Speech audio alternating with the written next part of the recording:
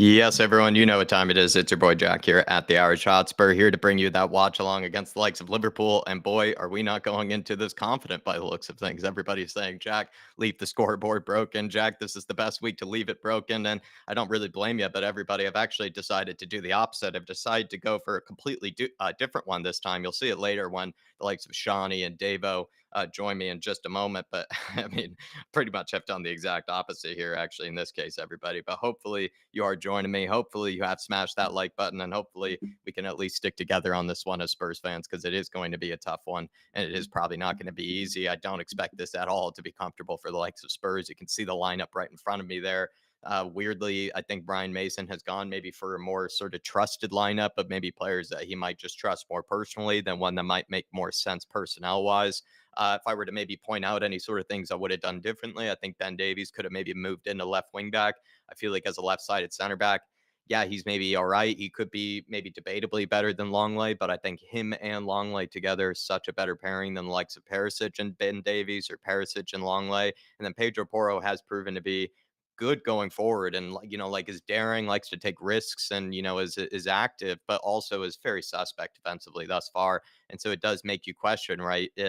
Do we maybe get exposed here, and do we continue to really leak some goals in this case with this sort of lineup? I feel like if we had put again sort of a Ben Davies maybe at a left wing back, and sort of a long lay at a left sided center back, maybe would have been a bit more defensively secure against the likes of a Mo Salah, who's instead of maybe Henderson. I'm not really sure what the case is on their injuries or anything. Maybe people in the chat can let me know in a second, but he's Salah is being combined with the likes of Harvey Elliott, the youngster, and normally they use Henderson on that side, on that right side I'm talking about, to help out with the likes of Trent Alexander-Arnold, who this season has been probably exposed more than ever for his maybe lack of wanting to defend. I feel like is what it is in his case. I think he probably is maybe a decent defender, just doesn't seem like he really wants to defend a lot of the times. And he's been moving into infield or infield a lot more to kind of help out the midfield, and also just be in that sort of area where he can basically dictate the game, ping passes left and right. And think he's done, actually quite a good job at that thus far since moving in there. But it still leaves that right hand side a bit exposed. And when he is asked to do things defensively, he can be got at. And Harvey Elliott is a strange one. I think maybe they're just going for a very attacking lineup. Maybe they're really expecting to dominate the midfield, because if they're going for Fabinho, Curtis Jones, Harvey Elliott, and then with Trent kind of moving in field, perhaps that is sort of like a very kind of midfield dominant team. And then you have Cody Gakpo, Luis Diaz, who all like to come short for it. I think Cody Gakpo is kind of starting to make that striker role sort of his own. He's a very intelligent player, one that people probably have, for a long time known that I've, wished that Spurs maybe could have gone after, sort of kind of like a Sunny alternative slash replacement, even though I love Richarlison. I think Cody Gakpo, before we went after Richarlison, would actually not have been a bad cue at all, because kind of takes over that winger position quite well, at least in my opinion. But everybody, hopefully you're keeping well. Hopefully, you enjoyed kind of some of my initial sort of kind of thoughts on the lineup and kind of thoughts on the game headed into this. I would say though, if there's maybe an opportunity for me to be a happy clapper, is that Liverpool have a pretty equally terrible defense, or I wouldn't say maybe nearly as bad as ours. Ours is, I mean, statistically, I believe sixth worst, fifth worst in the league, but Liverpool's is definitely been leaky. I feel like at times, maybe the stats don't back that up, but whenever I watch them, I feel like I do see them kind of concede unnecessary goals kind of at times that make it a bit harder on them. But recently they've been looking a lot better, and they're actually on a bit of a groove at this moment in time. This is probably one of the worst times maybe to play them this season. Would have rather played them maybe 3 to 4 weeks ago, if you ask me. But I'm going to get to the chat here. Hopefully you're keeping okay. Like you can see here, I did fix the scoreboard, but hopefully you can bear with me this time. Sue Smith says, no props, Jack. Maybe you should cancel the whole watch vlog. I have a feeling this afternoon it's going to be a bit of a horror show. Big up. Sue, I felt like we did it in the Man United one for technical reasons, and the Newcastle one, we wanted to do it for emotional reasons. So we'll see how this one goes about. Pick yourself up, though. So really do appreciate you. Mark is in the house, too, saying pick yourself up. And come on, you Spurs. Big up Dan Davenport, Big Young Jack. Pick yourself up. Amy Carsatera giving us the lineups. Do really appreciate you joining us, Amy. We have Steve Pryor saying Jack for a Senate, leave the scoreboard broken. Yeah. Steve, like I said, apologies again for sort of the technical errors. Apologies for sort of, it's on me at the end of the day. But yeah, I don't blame you for maybe not wanting to see the scoreboard fixed, this time around, which is a huge game. Pick yourself up, though, Steve. Thanks for joining us. The regulars in the house, big up, everyone. This game is too cursed to predict. So all I'm saying is, coys, yeah. The regular, I would say as well, though, recently Spurs, I feel like, have been playing quite well, even against Liverpool, at least under Antonio Conte. We put in some decent performances against them. I remember last year at home, wasn't it like Ndombele, Winks, and Dele put in a shift? Then I think in the leg away from home that season, we ended up drawing the match, and I think Højbjerg missed a decent sitter, if I'm not mistaken. He could have won the game. Emerson had a great game, if I recall. And then this last season, I feel like if I'm trying to think as well, like yeah, this last season, it felt like, it was more just mistakes, kind of. I think it was Eric Dyer, right? Made that really high profile one. And I feel like there was another one that was a bit more kind of a big error made by us. But yeah, I just think Spurs are, just been maybe a bit more unlucky against Liverpool, but we are absolutely cursed. And for the most part, I mean, they just always seem to run all over us. But big yourself up, my man. Hamilton Porter, here we go. Big yourself up, Hamilton. Amy Carsachera, good morning. Shem Tan says, hey, Jack, can't predict this game, so I'll just say score a draw. Come on, you Spurs. Shem, I'm kind of going for Desmond here today. 2-2 is what I'm going to stick with. Come on, you Spurs, says Andy James. Big yourself up, Andy. Welsh gals in the house. Big up, lads. Always happy to have your company in good hard times. Yeah, especially in these sort of times. We absolutely need each other. Spot on there, Welsh gal. Big yourself up. Thank you for joining us as always. We have Derek Hutchinson in the house. Big up, Jack 3-2. Come on, you sirs. Come on, you Spurs. Come on, you sirs. Already my first sir has been given to everybody. If anybody thought it was happening before the watch along, collect your bets. Act Shags, come on, you Spurs. Big yourself up, my friend. Good to see you, Act. We also have Dav Janola. Big up, Jack. Hope you're good. I'm doing well. Dave, thanks for asking, my friend. Tony Austin, here we go again. Yeah, here we go again, my friend. Carl Simpson's in the house. Big up, Carl. I am not Suze. If I can put myself through it. We also have Tottenham till it gets sold. Absolutely right, Carl. Really showing the solidarity there. I love it, my friend. George Hill in the house. Big up, Jack. Hope you're keeping well. Haven't been able to join the stream for a bit because work has been crazy, but I can't wait to join you boys today and watch us beat Liverpool. Come on, you Spurs. Come on, you Harris Army. Come on, you Flat Cap Army. George, love the enthusiasm, my man. It's good to see somebody's feeling a bit more confident than others. And listen, man, I understand how work gets. And let's be honest, Spurs are probably not making you even feel like you need to miss work. They're not giving you a reason to be jealous, that you're even missing the games with the way we've been playing. But George, you've always been with us through the hard times and through the good times. So it's good to have you here today. And let's see what the boys can drum up today. Let's see what type of performance they can put in for us, my friend. But it's good to see you in here. Thanks for always tuning in, George. I really do appreciate you, my friend. Phil Coyce is in the house, and Adam Phillip is in here. Glad Nunez ain't starting. He would have had a field day against our defense. Yeah, Nunez, I've slated him on countless occasions, so can't exactly say that I'm a fan of his or that I think he's really that brilliant, but he really did tear us apart. I don't. Yeah, and also he has that sort of pace and that sort of raw power that basically I think really hurts players like Dyer, hurts players like Davies, etc. So kind of have some attributes. I'll be honest that I'm not really too keen on him like going up against our defenders. Then again, though, Luis Diaz, really good player and had a really good goal against us away from home last season. That right, got them back into the game if I'm not mistaken. Phil Coy's good to see you, my friend. Member of the Phil Army. Mick Hermerlock's in here. Good afternoon, Jack. Pick yourself up, Mick. We also have Daniel Larson in the house. Big up, folks. Good to see you, Daniel, as always. Always joining us on the match days. Appreciate you, my man. Let me know if you have anything. You got a coffee in hand. You got, maybe a beer, glass of wine, Daniel. Good to see you in here, as always, my friend. Mojo Matsy, nice jacket, Jack. Thank you. I got it from the likes of Ellie. The Queen Ellie gave this one to me. And figured, since it's been a bit gloomy outside in Brooklyn, it's been absolutely dumping on us. It's almost been a bit kind of chillier back in here. I'd had to turn on the heater even the other day. Maybe money forgot to turn it off. Roy McAvoy says Skip needs to be benched. Skip and Hoiberg, what I would say is they're a bit too similar. They're kind of have too much in common, right, with the way they sort of, go about it. And I think we do need someone like Papa Matsar who has something a bit different, who has maybe something a bit more common to the likes of a Bentoncourt. I do like, Papa Matsar. Skippy, I want to keep the faith in Skippy because he's one of our own. But recently, I just think him and Hoiberg struggle to receive the ball in the half turn. They struggle to be positive and go upfield, maybe take it past a player or two to maybe open up the game. They're just a bit too kind of pedestrian, bit too sideways. And I think Hoiberg before, when he had maybe Bentoncourt next to him, wasn't as much that way. But since he's maybe had Skippy next to him, he's been playing a bit more within himself, and his levels have dropped. And that's not really Skippy's fault at all. I think that's Hoiberg's. But yeah, I just one of them maybe has to be dropped. And what I would say too is that Skippy is nowhere near as comfortable as maybe Hoiberg is kind of in those forward areas. Hoiberg is good at making those kind of late runs, good at maybe kind of having a shot or two, can pick out a pass maybe more in the final third than I would say the likes of a than Skippy can sometimes. But that's just me, Roy. Big yourself up, my friend. Good to see Andy Wen in the house. Guess you're joining us. Joining the Spurs watch along, Andy. Appreciate it, my friend.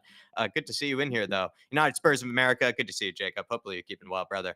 I also have the likes of making sure Dave Janola, Phil Coys, Welsh Gal John. Good to see you, John. Hopefully you're keeping well, my friend. Tony Austin's in here. We have Jay Money. Good to see you, Jay Money.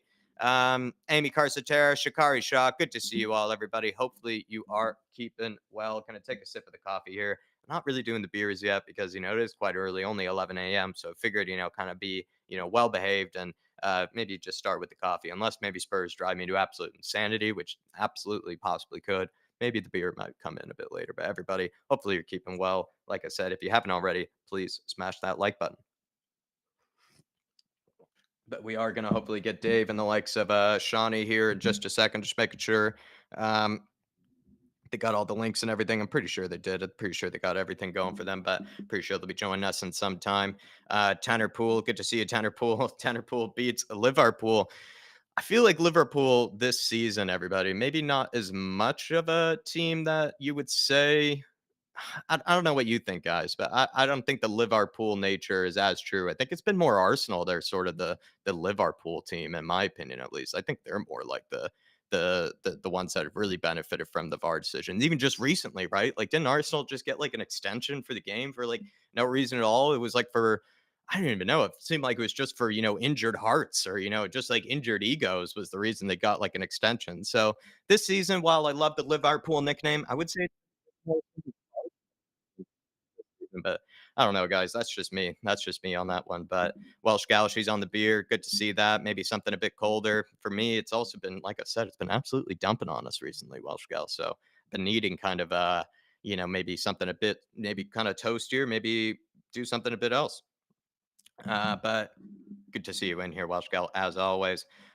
Big up, guys. Let's hope that miracle can happen. We get a win. It certainly would be a miracle today. Like always, I am sort of the happy clapper. I'm desperate to happy clap again, and I'm finding it very hard to at this moment in time. I'm hearing the likes of Devo's voice while I'm watching some Bournemouth highlights. So I'm going to bring Devo in here in just a second here, everybody. And Dave looks like, while we were talking about what we're drinking before this game, I'm seeing a coffee in Dave's hand before you guys see it. So I'm seeing things, before, time before we bring him in here. But like I said, everybody, seems like the confidence is not very strong, with all of you. And you seem like everybody didn't even want to see the scoreboard in the first place for this game. So I apologize that I went through all that effort last night, everybody, to, fix it and everything for you guys. It seems like I could have maybe waited a week by the by the looks of things. Just give me a second in here, everybody, to bring Dave in, and feel free, everybody, as well, to keep getting your comments in. I went through all the comments. I'm pretty sure I did my best to try to bring you all in at some stage and say hello to all of you and bring up your comments and respond to them. But if you could do me a favor, everybody,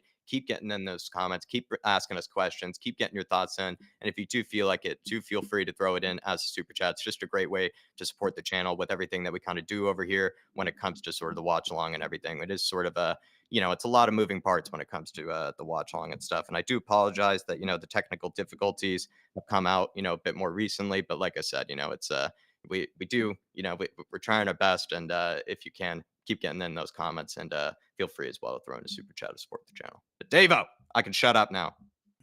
Yeah, no, so just quickly, we want to constantly improve and get better, and we can't do that without your help. So there's a great way to help us. Now, on to more pressing matters. I'm a bit pissed off with the starting lineup, Jacko. You want to hear why? Yes, of course you do. Right, so I'm going to tell you. Look, for me, I just don't agree that Dyer's starting. If you're going to bring Ben Davies in at left side of centre back, for me, you've got to go and play Langley and drop Dyer. The reason why Dyer keeps making mistakes, you don't see any improvement, because there's no accountability. He's not being dropped. Today was a perfect example to make a statement and say, look, your performances have been shit, not good enough. Ride that bench and bloody enjoy it as well, and play Langley. So for me, that's what should have happened. The reason why I say that is because for me, there's questions over Langley, but that's when he's being, run at and he's on the outside. His positioning is actually good. In the air, he's actually all right. I think he's better than Dyer. And on the ball, I think he's better than Dyer. So for me, it would have made more sense to play him in the middle and drop Dyer today if he was going to play Davies at left side of centre back. Also want to give credit to Money Mason. because at the end of the day, a lot of people, under Antonio Conte and under previous managers were saying, look, I'm sick of worrying about the opposition. I want to play to our strengths. And it looks like that's what Mason has gone and done there today. Yeah. By starting Perisic on that side. I see some people saying it could end up being a 4-2-4. Let's wait and see what happens. However, I don't think that would be the case, considering how poor we were in the back four against Newcastle. It doesn't make sense to revert to that today. And I'm also disappointed there's no change in midfield, to be honest with you, Yeah. Jack. Why do we keep persisting with it? It's not working. Yeah. You just gotta accept the reality. As much as some people like Højbjerg, as much as some people like Skippy, as a partnership, it's not working. Change it up. Get someone else in there for me. And look, I can understand the Kulu call and putting Richarlison back to the bench. Get Richarlison works hard, and it could come back to bite him in the ass, not having Richarlison tracking someone like a Trent Alexander-Arnold, which I don't believe someone will do. Richarlison would do that better. However, the problem is with Richarlison is there's not the end product there. And I think that's why you're seeing Kulu back in today, because he came off the bench against United. He did have a bit of an impact as well. So for me, I think that's why you're seeing Kulusevski in there. I'm just not happy that Dyer's in that starting lineup. I do not understand what this guy has to do to be dropped. Honestly, what does he have to do? Take a dump on someone's wife, for them to say, no, that's unacceptable. You're dropped. Like, what does this guy have to do to be held accountable and to be dropped? It's going to need to be probably even maybe a few dumps, Dave, before, people even really take notice, because I think he's taken a few dumps on the pitch, in terms of some of his performances thus far this season. Tequila's in the house. Good to see you, Tequila, my friend. Always good to, to see you on the watch alongs. Join in the tough ones. Join in the misery. Good to see you, Tequila. Jacob, I'm unsubbing if the scoreboard isn't working. Jacob, hopefully we still get you for the watch along or for the fan show then. Pick up, my man. Good to see you in here as always. Fan Reactions FC, appreciate you, my friend. And Sugar Pebbles, always good to see you, Sugar Pebbles. Kane02, good to see you, Kane. Wilson T's in here as well. Good to see you, Wilson. Sean Lynch is in here. Good to see you, Sean Lynch. Derek Hutchinson as well. Good to see you, Derek Hutchinson. Derek Gilbane. And then Bald Bean Counter. Good to see you, my friend. For me, Devo, by the way, if you want to see the, looks like, we're on some commercials. No need for you, but the link for the game is in the chat there for you, Devo.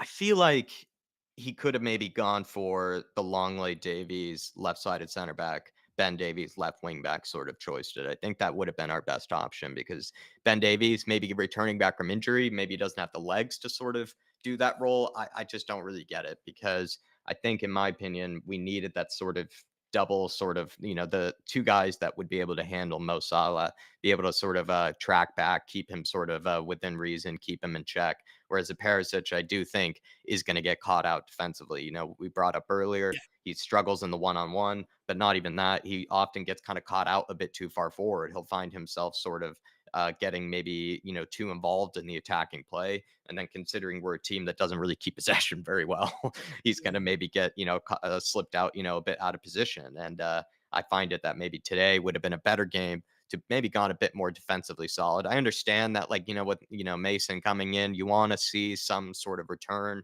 to a back four and on the front foot football. But we're coming up against teams that I just think at this moment in time, personnel wise, in certain areas of the pitch, just absolutely are better than us. And also with how leaky that defense is and how overrun we're getting in midfield, I think we do need to sort of bolster up a bit more, kind of with hardworking defensive players, less maybe the attacking creative players. When we already have maybe the position we're in where we have to play a Pedro Porro anyway. I know Pedro Porro, Dave, we love him. I mean, prisoner number 3,487. But I just today also would not have been a bad idea for Emerson either. I think it could have just been Ben Davies or an Emerson. We needed somebody, I think, that could have been sort of defensively solid, keep one of these sort of creative players of Liverpool in check, probably more ideally Mo Salah. But even if you were able to take like a Luis Diaz out of the game, it still helps you out tremendously, So that's just where I stand on it. That seemed like a more realistic, that seemed like the decision I maybe expected him to make. Maybe the midfield one, I know, like, we want to see Sarr thrown in there. We need to see that change, but that one I wasn't expecting as much. I was maybe a bit more surprised to see Perisic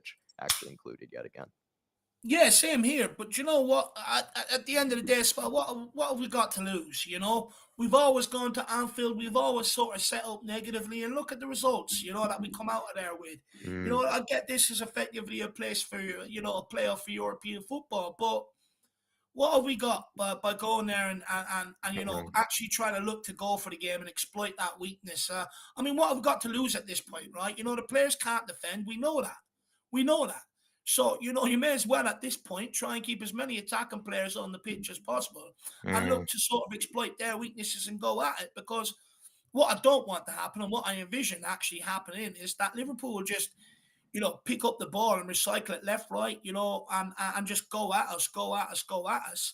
And I don't mind what Mason has done here today. Look, Porro was always going to have to play. Ideally, you do want Emerson in there for today, and ideally, you want Davies in a left wing back for today, right? In a normal circumstance, but we don't have that. So today, why not try and play to our strengths, which is the attacking players, get them ball nice and early, get Perisic down that side, we'll get Son to drop back to create a passing option for Perisic to get him to cut in and have a couple of shots and that. I don't mind it. I do think it's going to become severely costly. I think even playing Son on that side, I yeah, think is a bad decision as well because, Trent likes to sort of pop into midfield, and we've seen with Richarlison, he works harder. yeah. But at the end of the day, there's no creativity. So I understand why he's gone with Stone. Very interesting. Look, regardless, it's the sign of times we're at. We're going to play players in some positions that are going to end up being costly. But you know what? I urge these players today, stand up and be bloody counted. Mm, We've been a laughing stock all over Europe and all over the UK for years. You know, this is the last chance of us salvaging any sort of European football for next season. And if you want to repay the fans' loyalty, fans that have traveled all the way across Europe, the length and breadth of the UK, fans that get up at 3, 4 a.m. in the morning, watch the game, and then have to go and do a full day's work, fans that give up family events and everything else to sit there and support this club, you know, they owe it to us. So stand up there today and stand up and be bloody counted. And by the way, a quick shout out to Dax Andre. I don't know whether he's with us or whether he's watching, but important game for him today. He's yeah. our lad Liverpool fan, so hopefully we can get the win for him today, and hopefully he's all right. I haven't seen him in a while, but look, them fans, them players owe the fans today. They've got every reason just to crumble and let another fucking landslide happen today. But don't do it. Stand up, be counted, and give us fans what we deserve, which is European football. It's always been synonymous with Tottenham, so bloody deliver it. It's your last chance. All this stuff about going into meetings, saying they're going to do the right thing, saying now they're going to commit, it's too bloody late, right? Too bloody late for all that. But like I said before, I don't care about words, I care about actions. So deliver it today. Leighton Evelyn, he says, "Where's all the happy clappers?" Leighton, I was calling for you earlier, my friend. I was missing you. Leighton, where were you? It's good to see you, brother. And listen, like I told you again, man, I'm just desperate to happy clap again, and I'm looking for just a crumb of an opportunity to see that hopium and to happy clap once again. But Leighton, I was looking for you earlier in the pre-match build-up. I was missing you. I was going unchecked. Dave, I was going unchecked by Leighton. I needed, somebody to, kind of keep me a bit more kind of in, sanity. I was going a little bit, into delusion mode without Leighton. I was missing him. It's good to have pessimistic Paul back in the chat, aka Leighton. It's great to see you. And it's only a bit banter. I don't hear anyone crying. We get called happy clappers and we embrace it. So, embrace it on the other foot. No, I'm only messing, my Love you, man. But Leighton. look, big up, Leighton. Look, today we could end up getting pummeled. Let's wait and see. Yeah, no, I'm not confident at all. Again, Leighton, like I said, not really confident at all, especially. We're bringing in Sean here. Sean is uncaged at this moment in time. Bring him in here, everybody. Don't you worry. Just gonna give. He's gonna make sure I have to. Yeah, I love that. uh, You know what? Even just for all of us, like we all deserve a win today. We sit here and we put up with this shit. We've been embarrassed by these guys. Us, me, you, and Shawnee, and the guys in the chat. We've all tried our best to get behind Tottenham. And it's been hard this season. So fucking just go out there and deliver for once, just once. Plus, all my mates are Liverpool fans, every single one of them, and they're waiting. They have my number on speed dial. They are absolutely waiting. I beg you, Tottenham, please, if you're going to give me any joy this season, give me the joy of rubbing it into them today. I beg you. I can't sit there tonight at 8, 9 o'clock getting phone call after phone call of my mates laughing down the phone at me because all I want to do is get in the car and go and pull them out their house and start fighting because I can't take it. So please, just do it for me today. Do not let me down, please.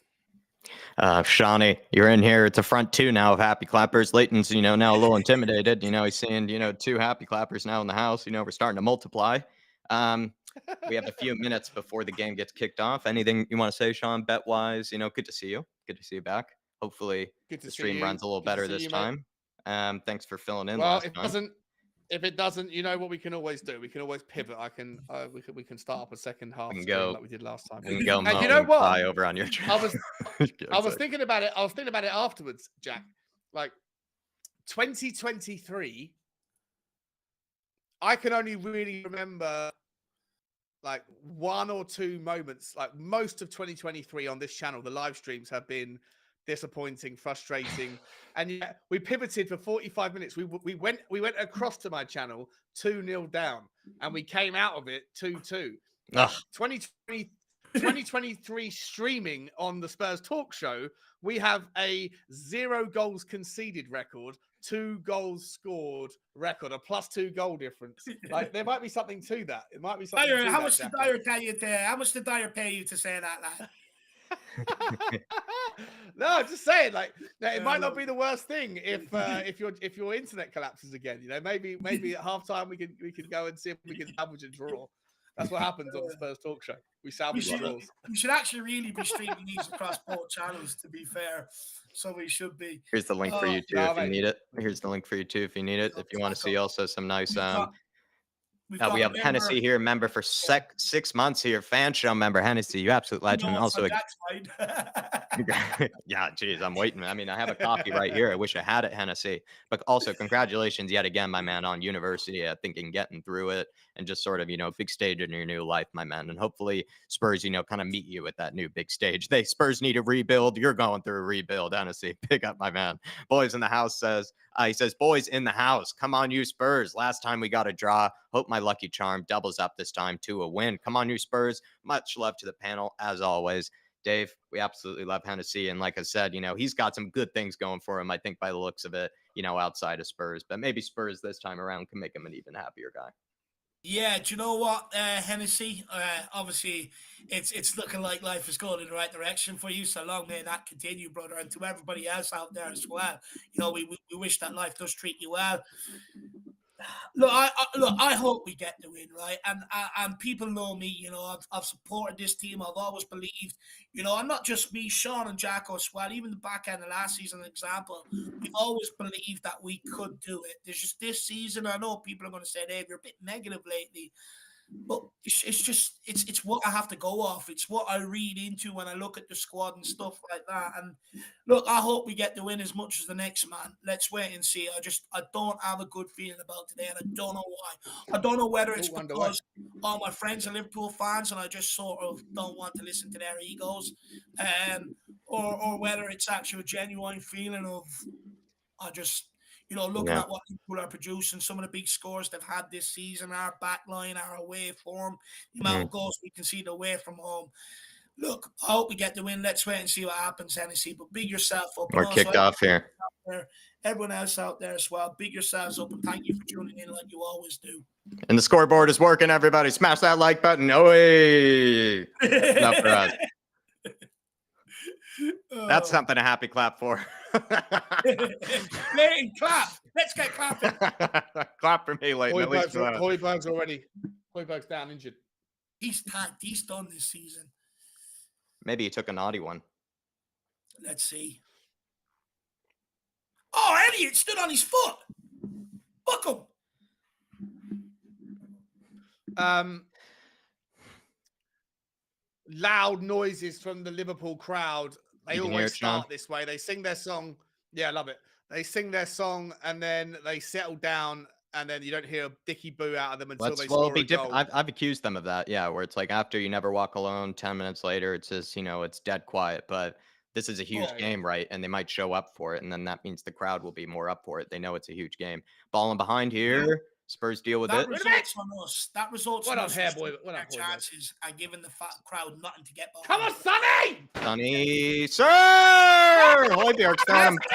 Højbjerg's turning himself. He's Højbjerg the fish today. Højbjerg's He's up flopping for all this. over the place. He's turning into the Terminator. He's turning into Let's the go! Terminator. Come on, Tottenham! He's jumping between the islands of Denmark. To your point Let's about go, the crowd, Tottenham. it's up to us. Let's start Up to us well. to Oh, respect that their, giveaway from Romero. No! Smash him. Well done, Skippy. Thank you, sir. Come on, Romero. Switch on, man. Come on.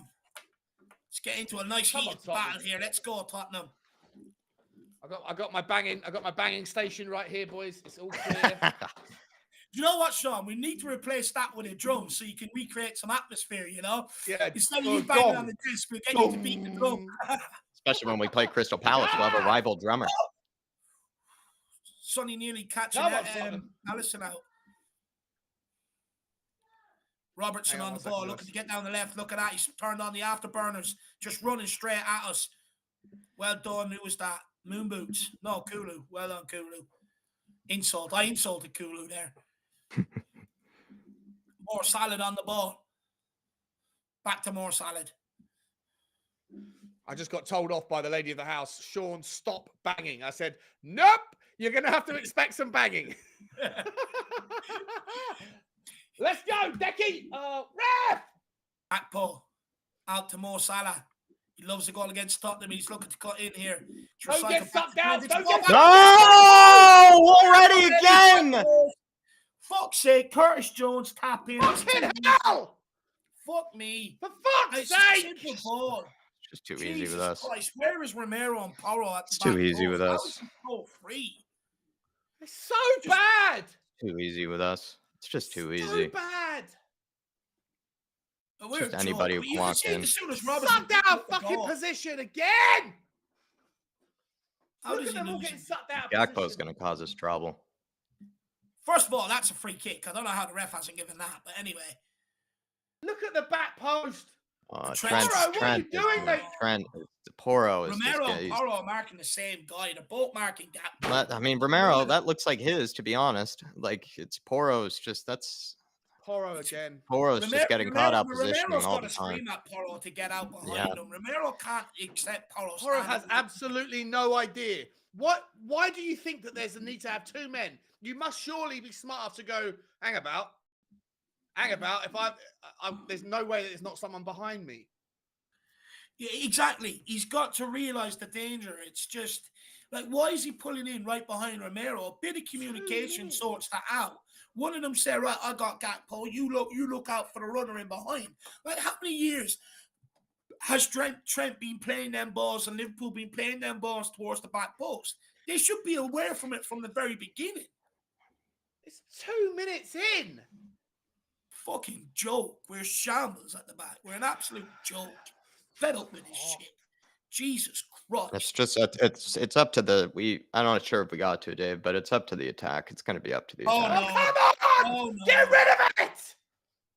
Fucking hell! Where is that being cleared to? That shit as well. Someone help him out. Please, Højbjerg, help him out. Oh, no.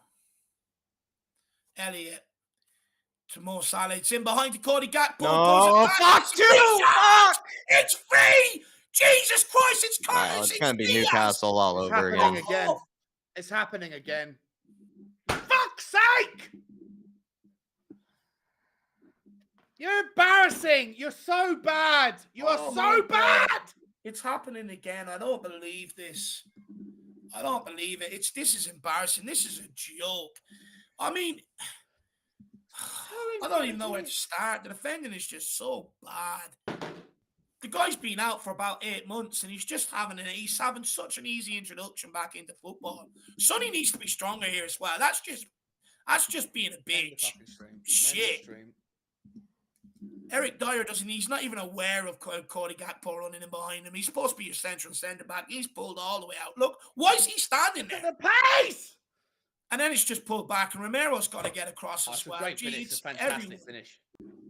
It's a superb everyone finish. is just But what's shit. Romero doing? It's going to be Same Newcastle again. Same again. It's gonna be It's gonna be He's got to be aware of humiliation. that ball in behind. He's just got to. Romero hasn't covered himself in glory as well.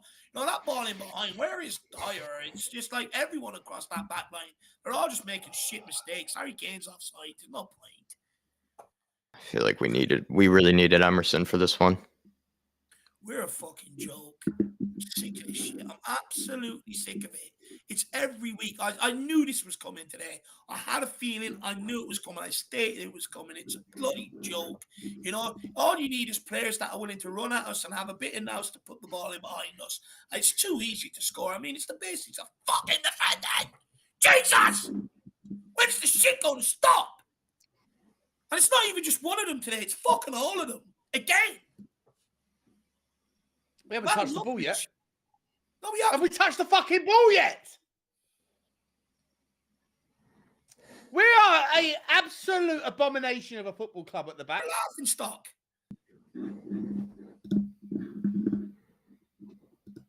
Fine. Doing it again! Oh, it's another ball in behind. They've clearly targeted that left-hand side to get balls across. Go down our left and put the ball over to the right-hand side. Why did he put Perisic on? We said this, Dave, in the pump up.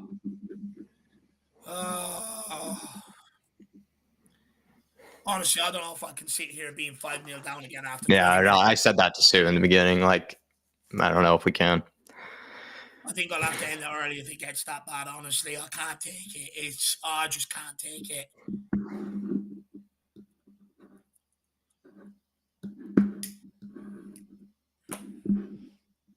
Just get the ball! Get the ball! Fucking hell! Daniel Levy and Donna Cullen don't look too happy whatsoever, and neither of them travelling Spurs fans. Fair play to them for going. I don't know where they find the energy and the hope to go there to get a result. Nick's up there today. Barry Ranjit's up there. Jeez. With his bird, who's with his wife, who's a Liverpool fan. Well, she gets to enjoy Europa League. We're a joke. We are an absolute bloody joke. We haven't even got near them. We haven't even had a kick at the ball. We haven't touched the ball. Can't even keep possession. Fed up with this shit all the time. Fucking bored of it now. End the season. Dermatron here with a super chat. Saying, for fuck's sake, again, can we end off the season now, please, Levy? Can you go and shut the door behind you? You don't look back. We don't want you anymore. Love the new look. Thank you, Dermatron. I mean, it's at this stage, Dermot, I think it's got nothing to do with this performance once again, though, Derm. I love you to pieces. But people that it's always it's the same part. I love you, Dermot. Nothing against you, but like it's the same thing. It's as soon as we lose one, back on Daniel Levy. He's not responsible for the fucking Romero not waking up, for Eric Dyer being asleep. Like Daniel Levy gets all the blame in the world for the things that he's responsible for, but he's not responsible for starting a football game asleep again. It drives me up the fucking wall. This Tottenham team drives me up the fucking wall. I think where Dermot's coming from, maybe Sean, is like, it's the fact that we've had such a high turnover of managers, which is leading to the Newcastle performance, this performance here so far, and, not improving the back line and stuff like that. I think that's probably where Darmo's coming from. Well, I hear you. Like the thing is, these players also have to take accountability. As much as we're aware. They're better than this. Yeah. They are better than this. They think that, it comes across to me that they think, shit, if we do this at home, there'll be more Tottenham fans watching. Like they forget, like the game isn't televised around the fucking world. Yeah. Oh, don't worry about it. We won't turn up because there's only 2,000 Tottenham fans that are watching this bollocks. It's not true. And look, as much as the off-field issues have led us to this point, you can't keep excusing these players as well. These players have to take a large burden of the criticism as well. I mean, the stuff we're seeing out there, it's elementary. It's school stuff. It's basics. That's on them. I question, what the fuck are they doing during the week? That leads to this point. What are they actually doing in training? Nothing, because they give out about every fucking manager's training sessions. That's what we know they're doing. And here we go again. Liverpool on there. Get past you! Decky, wake up! For fuck's Back to sake, Trent. mate! Fucking hell! We're not even no pressure on the ball. Look at this, just triangle. Simple Training triangle. ground. It's a training ground exercise. Wake me up when this fucking nightmare is over, please. We knew. I mean, we're just gonna get fucked in midfield today, especially already with 2-0 down. I can accept that, but Oh, he's in my God, behind. where's Dyer? Gatto. Well Don't done, make the Romero. tackle. Why is he in fucking Why midfield? it's just Jesus fucking Christ! they're just going right through the middle, though. It's not even like through the right or the left. It's just going right through the hole, right through the middle. He's standing in midfield like an absolute twat. Fuck is this bollocks? Adrian Chia says, Should Ryan Mason be changing something right now? Quick question. Should he be sitting there? Should anything change right now before you get to Adrian Chia? Should anything change? Should Ryan Mason do what Stellini didn't do at Newcastle and make immediate changes? I think he should. It's look, this first half is going to keep going much of the course. We're not doing anything to stem the tide. Can't get a hold of the ball. The reality is, we should have set up to frustrate them for the first 15 minutes, quieten down their crowd, and then look to get on the front foot. But, like we can see the early goals, and we're going to keep seeing it because teams are going to keep coming out straight away knowing that we're caught asleep. But yeah, Mason should change something right now. He needs to change something so that we can get pressure on the ball, get on the ball. We can't even get near it. We can't even get near it. And Liverpool Have we touched the ball? Have we touched the fucking ball? Look at this. It's all triangles. We're just popping it around us. It's embarrassing. No one's winning their mind with the ball. Look at this. We are fucking sad. Oh, and then that's a bad tackle. We are embarrassing. No, it's Diaz.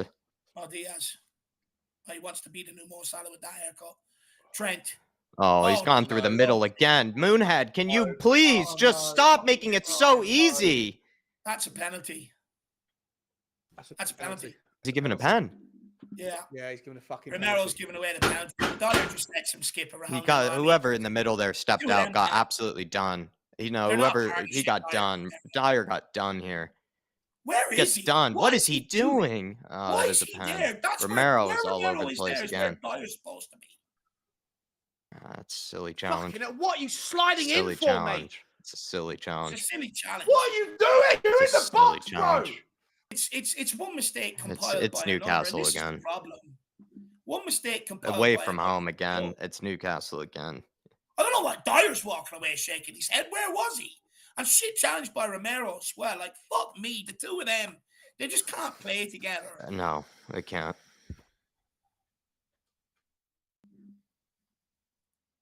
And I bet he'll score this. He missed the one against Arsenal, but he'll score this. Of course, just one against Bournemouth. Score it, mate. Of course, he's going to score it. This is going to be an annihilation again. An absolute annihilation. Right through the middle. It's easy. It's 3-0 to Liverpool. Mo Salah, 15 minutes gone. We're fucking pathetic. We're fucking pathetic. What they're absolutely abomination of a time. Get the fuck off the pitch. Do you know what? After this game, send them all on fucking holiday. Send them away to the back arse of nowhere and play the kids. I can accept this if this is the kids. I really can. I can't. With senior internationals taking 100 grand a week out of the fucking club. It's a joke. The midfield is nowhere near the ball. The forward line can't get a hold of the ball. And the defense, one is making a mistake compiled by the other guy beside him. It's absolutely shambolic. We are the laughing stock of football. Ennis Mora in Slovenia laugh at us. Vitesse and Holland laugh at us. And the whole of the fucking UK laugh at us. We're a joke. You said it there perfectly, Dave. You got to take Dyer the defense concedes to anything that moves. The midfield has been dominated week in, week out in the midfield, and the attack can't get a hold of the ball. Everybody is just it's going to take Eric Dyer off. Bring on Clement Longley. You have to expose him. You have to send a message. Eric Dyer, you are not good enough. Liverpool, Tottenham fans are already going in 15 minutes. It's a fucking disgrace. Well, I have to get to this, Sean. Well, Adrian Chia was saying here with the super chat here, where he's saying, so I need a Lakers scarf now. He's saying for the purple and gold. And he's saying, so another refund today from Mr. Levy. Yeah. Probably. Yeah. Set a really I wouldn't see how it would be any different. I wouldn't see how it would be any different.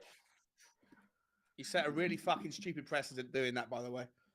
because this is going to happen a lot. Listen, you got to take Eric Dyer off and bring on Clement Longley. You have to expose.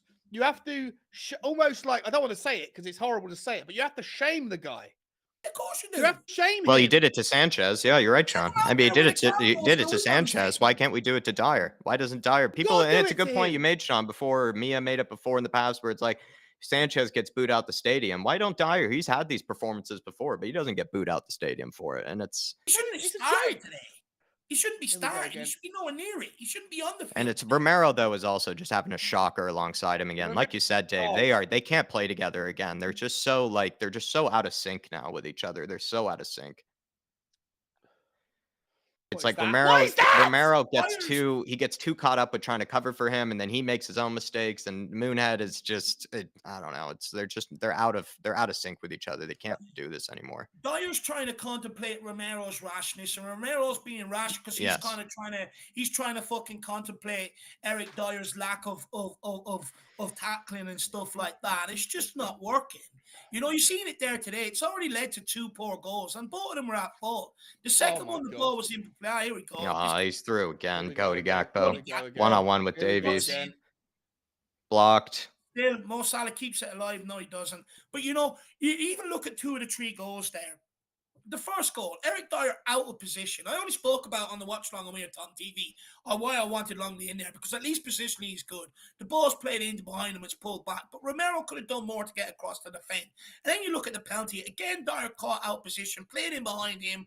Romero has to come across and cover him, and he ends up taking him out on rashness and giving away a penalty. The 2 of them cannot play together.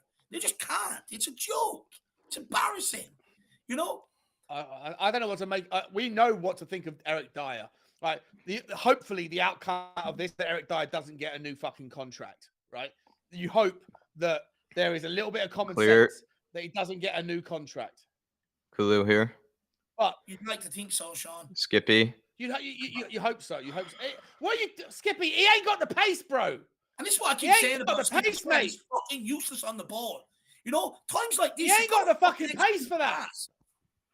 Useless on the ball. Stupid ball as well. There's no midfield. Skippy's out.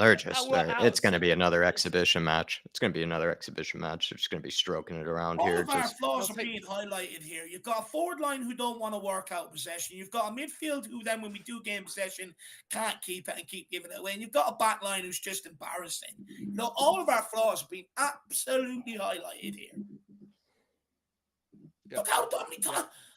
How quick are they? How many more? How long are they going to? I'm speechless now. How long are they going to give Allison to get outside his own box on the ball? For me, you have to take. We're cowards away from home. Sorry, you have to take Eric Dyer. I think you have to. Yeah. I want to make. Because you get 3 opportunities to make substitutions. Obviously, you get 5 subs. I think you have to make an example of Eric Dyer. Right? I don't think you can take Romero off. As much as I want to fucking slap Romero because he's just as culpable today. Yeah. He's awful, but I don't know what to do. I don't know what to think about Romero right now, if I'm honest, because he's got all the potential and the ability in the world, but I don't think he's. What is that? What is that? Sean. Yeah. Just quickly though, on your point, what's kind of fucked up though is that Eric Dyer, right after this performance, let's say Daniel Levy has another players committee meeting. Eric Dyer gets to be a part of that players committee meeting and act like, oh, it's, the players, and he gets to sort of have Romero doesn't get to sit there and sort of point fingers and whatnot. Right. So that's what's also unfair is that Dyer gets to put in these performances, but then sort of get away with it with the power that he has being in the players committee. It's interesting that all the behind maybe for Sonny people. Can we even get there? Sonny 1-on-1 with Konate. Come on, Sonny. Nobody tries to whip it across goal. It's interesting that it's always the English-speaking players are the only people that are in the players' committee. Why isn't Sonny in the playing committee? By the way, I didn't hear his name being put in there. Yeah, that's a fair point. I mean, you just even look at the people in there, like Skip. Look, nice guy and all. What's he doing there? How's he having that influence? And he was only not so long ago he was out on loan. You got Højbjerg in there. I can understand it to a certain degree. But, he's completely tailed off the second half of this season. Hugo Lloris, you can understand again why he's in there, club captain, but again, shouldn't be in there. Dyer, what's he fucking doing in there? You know, the fact that it's even been rumored about him getting a new contract, it's just disgraceful. Everything about this club from top to bloody bottom, wrong decisions after wrong decision after wrong decision, even so much that our leadership group is fucking wrong.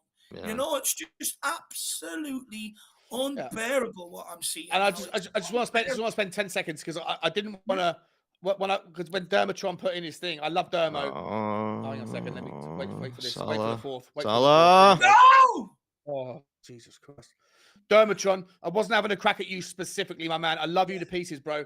Nothing about you. Like, it just because you mentioned about Daniel Levy, my point was not about your particular. It was just, I don't think that Daniel Levy is responsible for 80% of what is going on with the club. But when the players cross the white line and they get chalk on their boots, it's over to them to show that they're professionals and over them to show that they're worth their salary. They get paid an absolute fucking fortune between them, and they need better than that. And to start the game like they did against Newcastle, exactly the same thing. I don't think Daniel Levy's responsible for that. He's responsible for so much, but not for that. What I will say is, I agree with you, Sean. And look, I need to get this out there. It's one of them days again where tensions are heightened. No one's actually having a go at anyone. Everyone's just sort of... Yeah, I love you, Dermo. Fuck's sake, Moonhead! Oh, my Lord. Oh, my God. He's embarrassing. So fucking Get worthless, him man. off the fucking pitch. No one's having a go at anyone. Everyone's going to be expressing their point with a little bit of frustration coming out through it at the end of the day. It's just like that. But look, you know, the fact that this has happened again, I'm sorry, heads need to roll. Someone from the board needs to resign, you know, and stuff like that. And there needs to be more pressure put on these fucking owners to start doing the right thing because this is unbearable. You know, it's fucking unbearable. Just start getting the result and the decision making right. We can't keep the ball. It's an issue. We can't handle the press. Moonhead! Please, dude! Fucking hell, Eric Dyer! You can't do anything! Take him off. He's cooked. He's absolutely fucking cooked. His confidence is gone. You've got to take him off. Oh my pain, man! Fucking hell! You're under pressure on the edge of your own box. You're walking after it, bro. They're walking. They are cowards. They're walking. Move. Go and fucking chase the ball. Fucking walking. I can't. Gotta take Eric Dyer off. Eric Dyer's confidence. His head is gone. His head is gone. Yeah. Get him off the fucking pitch. Send a message that his performance is not acceptable. He does not deserve to play, but at the same time, save him from himself. Yeah. Save him from us. Save him from everyone. Yeah. Dan Coy's. You've got to take him off. Put Longley on. Ryan Mason. Yeah. Sorry, Jack. Sorry. No, I agree. No, you're right. I agree. Spot on. You got to. It's got to change. He keeps giving away the ball. He's rattled as fuck. He's completely fucked. He's gone. His head's gone. He's got no confidence. No, you've got to get him off. Sorry, Jack. Crack on with Dan's. No. It's just my stream was actually even lagging, so I had to make sure if I needed to fix it for a sec there. Dan Coy's here saying, lads, and he brought this up, I believe, in the last watch along. Maybe you missed it, Dave, or Sean might have been there as well, but I forget. But he's saying, my son is outside playing, enjoying his birthday, not letting this game ruin his birthday today. Come on, you Harris Army. Wish I was with him. Wish I was with him. We're looking at people like Lewis. We're looking at people like Dan's son here, who, let's be honest, like these kids have they're told that Spurs, compete at the highest of levels, but then they just see these cowardly performances. Like, it's just nothing to really get behind. It's nothing to be inspired by. None of these players should inspire these kids. That's what's sad. No, but like your kid's not going to learn anything from watching this either. It's pointless. Don't put him through it. Yeah, keep him away from it. When he's older, when you're older, you've got more going on in your life that you tend to sort of put up with the shit and watch the Spurs games because it's more like a release or escape from real life problems. He's got plenty of time to go through that. Do not subject your kids to this shit. They are not even going to learn anything. They're not going to learn anything, what you should do, what you shouldn't do in terms of off these guys. Don't bother. It's more like child abuse to make you watch this shit. It is. Amir, fan show for 16 months, says absolute disgrace. We need a huge change out from our club from top to bottom. Big up, lads. So sorry you got to go through this live. Levy and Enoch out right now. Amir, thank you for the 16 months, my man. And I want to see you back on the fan show sometime soon. I know you got a busy life and everything. You got a lot of shit going on. And believe me, I don't even think Spurs are probably making you want to watch this. Let's be fair. So, but Amir, want to see you back on sometime soon. Fucking hell, Perry! I miss you, my man. I miss you, my man. Who are you blaming for that one? Why are you putting your hand up? And they're cowards away from home, No Amir. threat. They're cowards away from home. Cowards. You know, Sean nailed it earlier. It's like they get away with it away from home because there's no noise Yeah. projected towards them and They shit. think you no know? one's watching. They think Yeah. no one's watching. Yeah.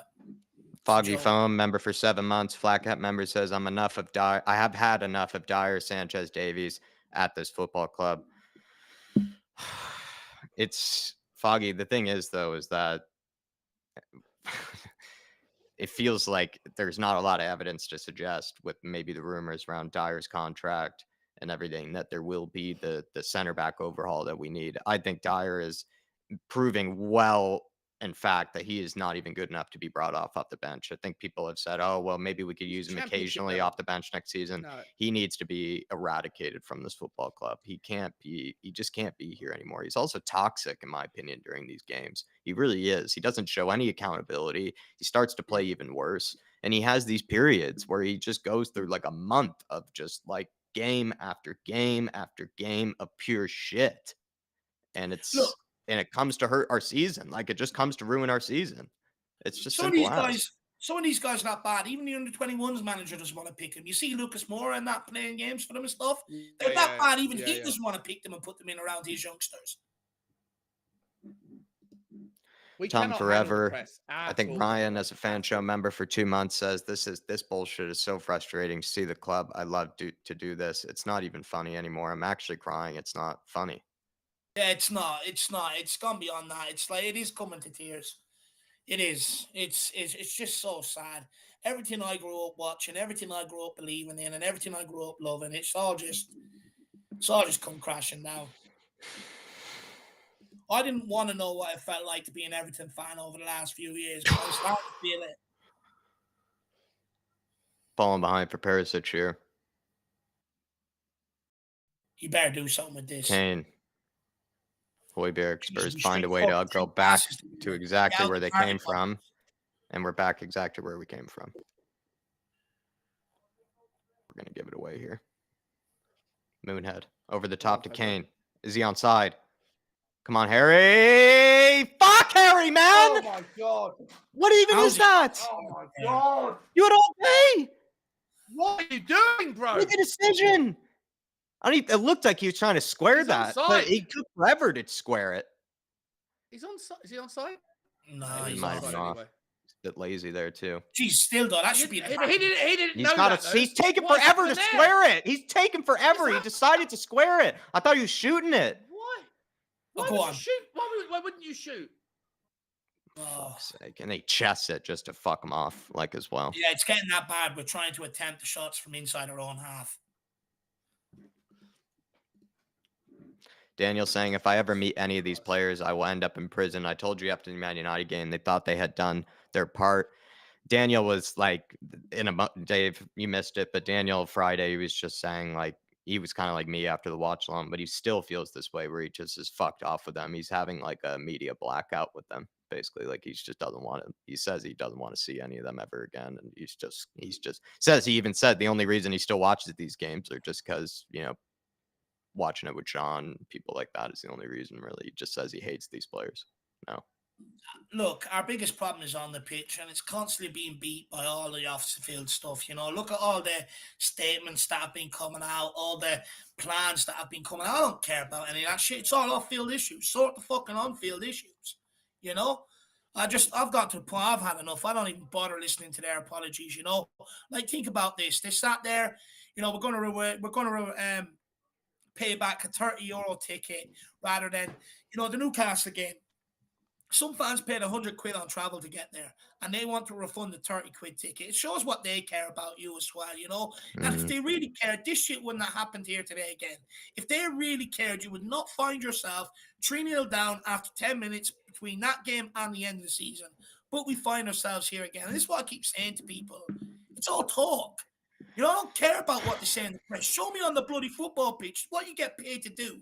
They all talk a great game off the pitch, but none of them execute a good game on the pitch. And I've fucking had it up to here with them all. Had it up to here. Honestly, I've had enough. All this shit all the time in the press. Yap, yap, yap. They're pathetic. They're all pathetic.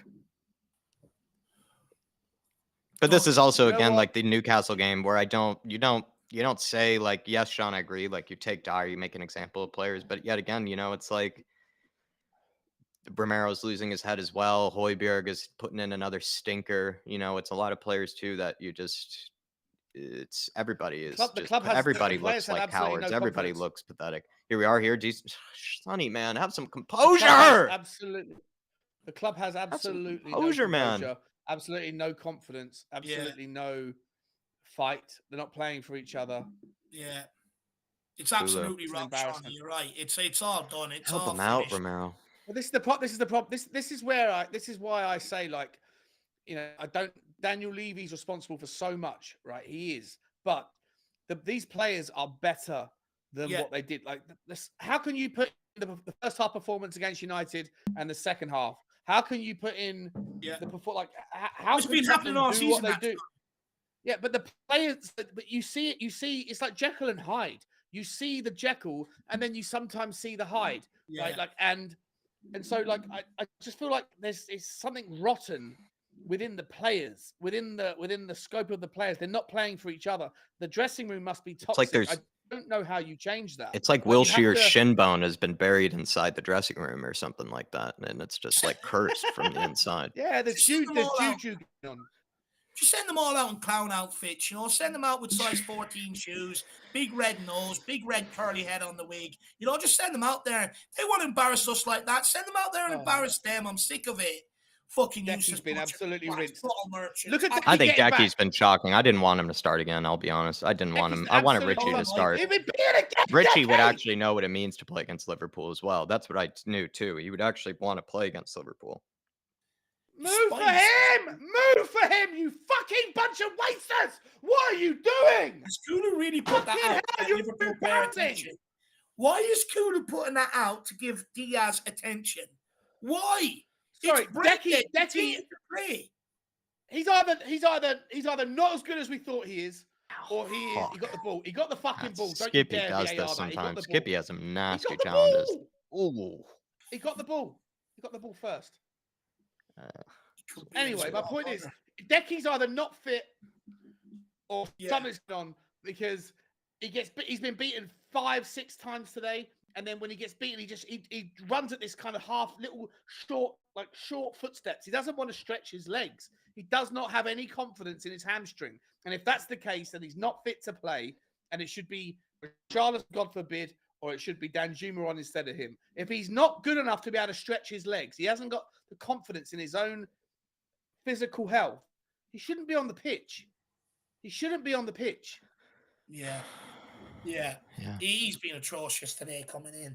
He's been atrocious. But you know what? We're at a point now where even players that we expect to turn up, no one's turning up anymore, Nobody. The reality is no one is. Yeah. Players that we expect or that have turned up in games and others haven't. And you've seen that clear disparity.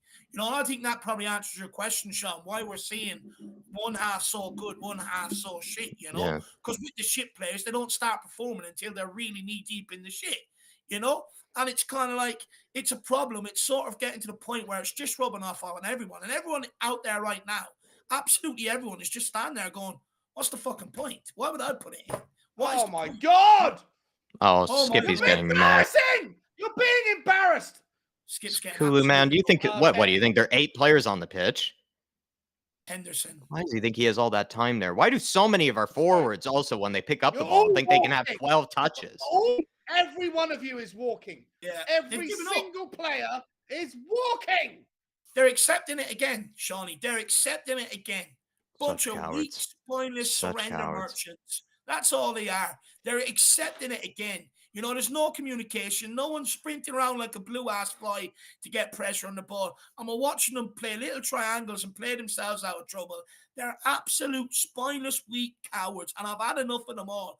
Fuck them all off at this point. Fuck them all off. You know, I'm sick of it. Send them on holiday. Just get them furthest away from Tottenham Hotspur as much as they can. Yeah, if In they're going to fact, be on the leave beach places this out season, City. fuck them all off on Holloway. They've been on the beach since when they've even had top 4 actually in their hands. They've been playing like they've been on the beach. So might as well just fuck them off there, Dave. You're right. If we want to move on, you've got to start looking for the future. There's no point in trying to play these guys to play them into form. The season's fucking over. It's done. Just go look to the future. We're Jordan, finishing 8th. We're going to get murdered. We are going to get embarrassed again at Villa Park next week. Jordan Yeah. Stevens saying, I'm past the point of getting angry. It doesn't do our health any good. You know it's bad when you just expect this shit to happen and are just resignated or resigned to it. I mean, we didn't go into it with any confidence, and I'm basically the most hopium person in the world there, Jordan. I mean, we're just having the life being sucked out of us by these performances. We're having the life being sucked out of us. It's the only part of my week that I look forward to. I'm a busy guy. I spend 6 days out of my week, apart from walking my dog. I spend all day long tied to my computer, doing work, trying to create a decent life for myself. This is the only time I get to take a break from the stresses of my rest of my life, and they deliver this shit. So as much as I want to just sort of zone out and go, oh, it doesn't matter at the end of the season, like it pisses me off. It makes me so angry that these fucking clowns don't care. They don't care. They're paid too much money and they don't care. What is that, Decky? Again! Oh my God. Again, bro! You're fucking useless right now. Get off the pitch. Davies getting mixed. Davies is getting rinsed. Embarrassing. But you know what, Jordan? We got to make 3 changes at halftime. 3, 100%. Dyer has to go. Decky has to go. And I think Skippy has to go. If I'm entirely honest. And we have to make, and then see where we can go from there. Like, just salvage something out of the game. It's too late. Even if they do, it's too late for me. You know, it's too late. Do it from the. I'm not saying salvage a point. I'm saying salvage some fucking salvage some pride. Yeah. Decky has been second. I'm sorry. I know Dyer's been atrocious, but for me, if we're giving out scores out of 10 right now, Decky takes the biscuit. Oh, I agree. He's a 1 out of 10. I wanted Richarlison or Danjuma. I actually said Richarlison or Danjuma, I think, deserve to start more than Decky has. Decky's had a lot of chances this season. He's actually had a lot of chances to get his form back. Harry Kane, please find him. Sonny, please finish. Fuck's sake. Oh! But you know what? Like, it's kind of like, I don't think anyone deserves a rating. Nobody. Even when we have the chance. He's missed a lot of sitters this season, Sonny. He's missed a lot of sitters. Even when we get the fucking chance, an absolute sitter, we could be 3-2. And Harry Kane puts his foot through the fucking ball. I said it, Dave, didn't I? Taking opportunities at Anfield. We have opportunities. Take them. Harry Kane. It's another one where the whole just put his foot through the. It's another one where the whole team, like you were saying, they attack the midfield. All of them disgusting cowards. None of them can hold their heads high. Again, it's like Newcastle. Please find him. Perisic in behind. Get there. Please. Back post. Harry, there you go. 3-1. Yes. Come on! Just quickly, lads, though, we're a bit behind on super chats and stuff. We're just kind of falling a bit behind here. So Jordan Stevens a while ago was following up that super chat saying at least those away fans are halfway towards getting their money back. Only 3 more goals to concede. Well, Jordan, looks like the opposite could be happening right now. But yeah. I mean, at that rate, it was looking like, the refund. And to be fair, I think maybe let's say another one goes in, you might as well just maybe inquire about a refund, because I think the majority of the fans probably still feel like it's well over. I still feel like it's still probably well over, but look, we ain't coming back. It didn't have to be, Jack. It didn't have to be. Harry Kane puts his foot through the first opportunity, right? Sonny finishes that one. Goal. Yeah. Sonny finishes the other one, and then this one. Right? We've had opportunities. It's always the fucking same at Anfield. You get opportunities, but if you don't take them, then you're always going to be vulnerable. Well, we should be taking advantage of their leaky defense. They're taking advantage of our leaky defense. We can't take advantage of theirs. It's a good point, Sean. No, I mean, they're both, untrustworthy defenses, and we don't take advantage of it, where they've been absolutely tearing apart through ours. Like, they've been licking their lips, looking at our defense, where it's not been the case with us. But Jordan Stevens, my man, do appreciate it, brother. But 3-1. Yeah. Harry Kane, great ball from Perisic. I think who played the initial pass to Perisic? Was it Højbjerg, Skip? It might have been Skippy, I think. I thought it was Davies, wasn't it? Yeah, I thought it was Davies, yeah. Maybe, yeah. Well, the I initial don't pass even to care. I Perisic don't was even a good care. one. Do it more often, stupid shit fox. Welsh Should be Gal, loads 3-2 of this Harris game. Army in here. Support Dave and Jack. Road to 10,000. Big up. Big yourself up, Welsh Gal. Do you know what? Big up Welshie, but days like this, just go out. Oh, Harry Kane, Kulu, please, man, please. Play him. Fucking Play sitters! FC! Sitters! Hey, take him off! Take him off! Get him off the fucking pitch! Sitters, lads! Sitters! Play Kane, it's there. Play him. Oh my God! We could be fucking leading this game. We could be winning this game. You absolute wasters! What is Well, that he's not finish? far. Go My- far! my- Go to my the dog- far post! Why are you going? It's a sitter, man. All three of them, Kane now, Get him Sonny, off the Kulu, fucking all of them pitch. get their own Get him sitter. off All the of them have pitch. their own sitter now. Son, I've Kane, and Kulu never all have their own seen- sitter. Come on, Tottenham. Let's go. Poro. Big up Welsh Galdor. Look, I'd say to people, just fuck it off. Just go and enjoy the weather or something like that. It's just not even work anymore. I'll take the pain for everyone else. Go and enjoy your day. Big up Welsh Gal. Michael, Appreciate it, member Welsh for Gal. 12 months, Thank you. says it's just pathetic. I'm beyond caring. I don't even react anymore to my own girlfriend bantering me.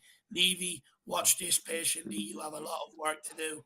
And look, I think many people are getting to that point. It's sort of like, what's the point, Michael? Right?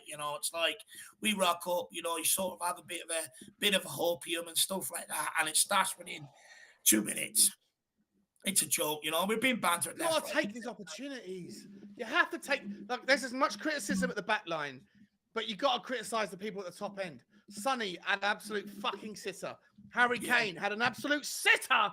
Decky has been the worst. I've never seen. Thank you, Romero. Play. Well, let's go. Please, Let's go. Sonny, Hoiberg, Come on, 3-2. find somebody, get rid of it. Come on, Tottenham. Fight back. Show some fucking pride. Hoiberg. Find him, Get it, Hoiberg. like, show some Spread it, pride. man. Stop dilly-dallying. Wake up. Oh, yeah, Dyer instructs him to do it when he's fucking passing it to him. He's back to the fucking player. Jesus Christ, you just do it. Skippy, turn. Get it sprint. Get it spread out. It's too predictable.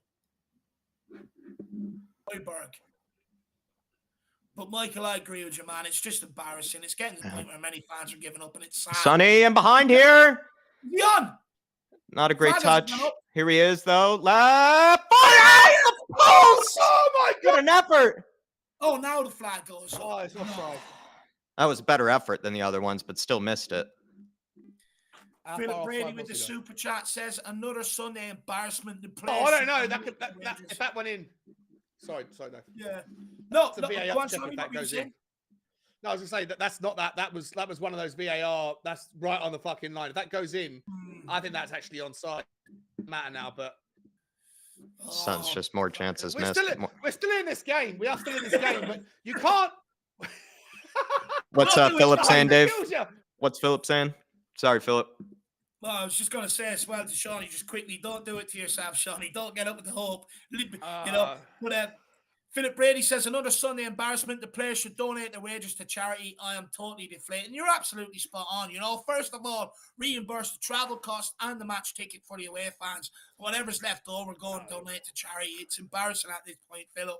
And I'm just fed up with it. It's like, even relegation teams are sensing danger. They're sniffing us out at this moment in time. And it's gone on for too long. We've been put through too much this season, my man. But this is the problem, Philip. There's no accountability. Dyer makes mistake after mistake. He's rolled out there. Romero's made mistake after mistake for the last few weeks, rolled out there. Hugo Lloris made mistake after mistake and was rolled out there until he quit on us.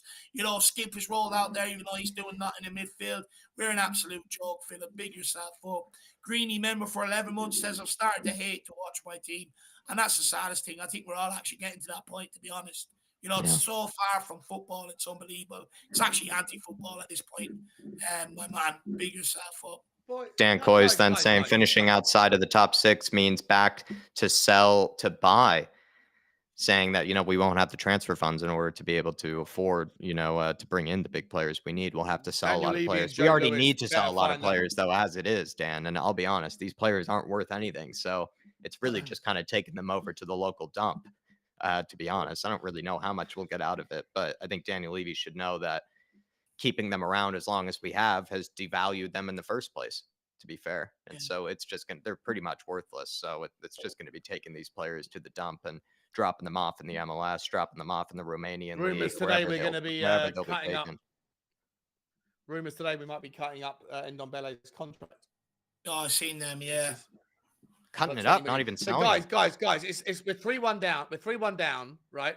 Listen, I know atrocious first 20 minutes as usual, and there's certain players absolutely awful. However, to play devil's advocate here, we have had. I'd be surprised what the XG is.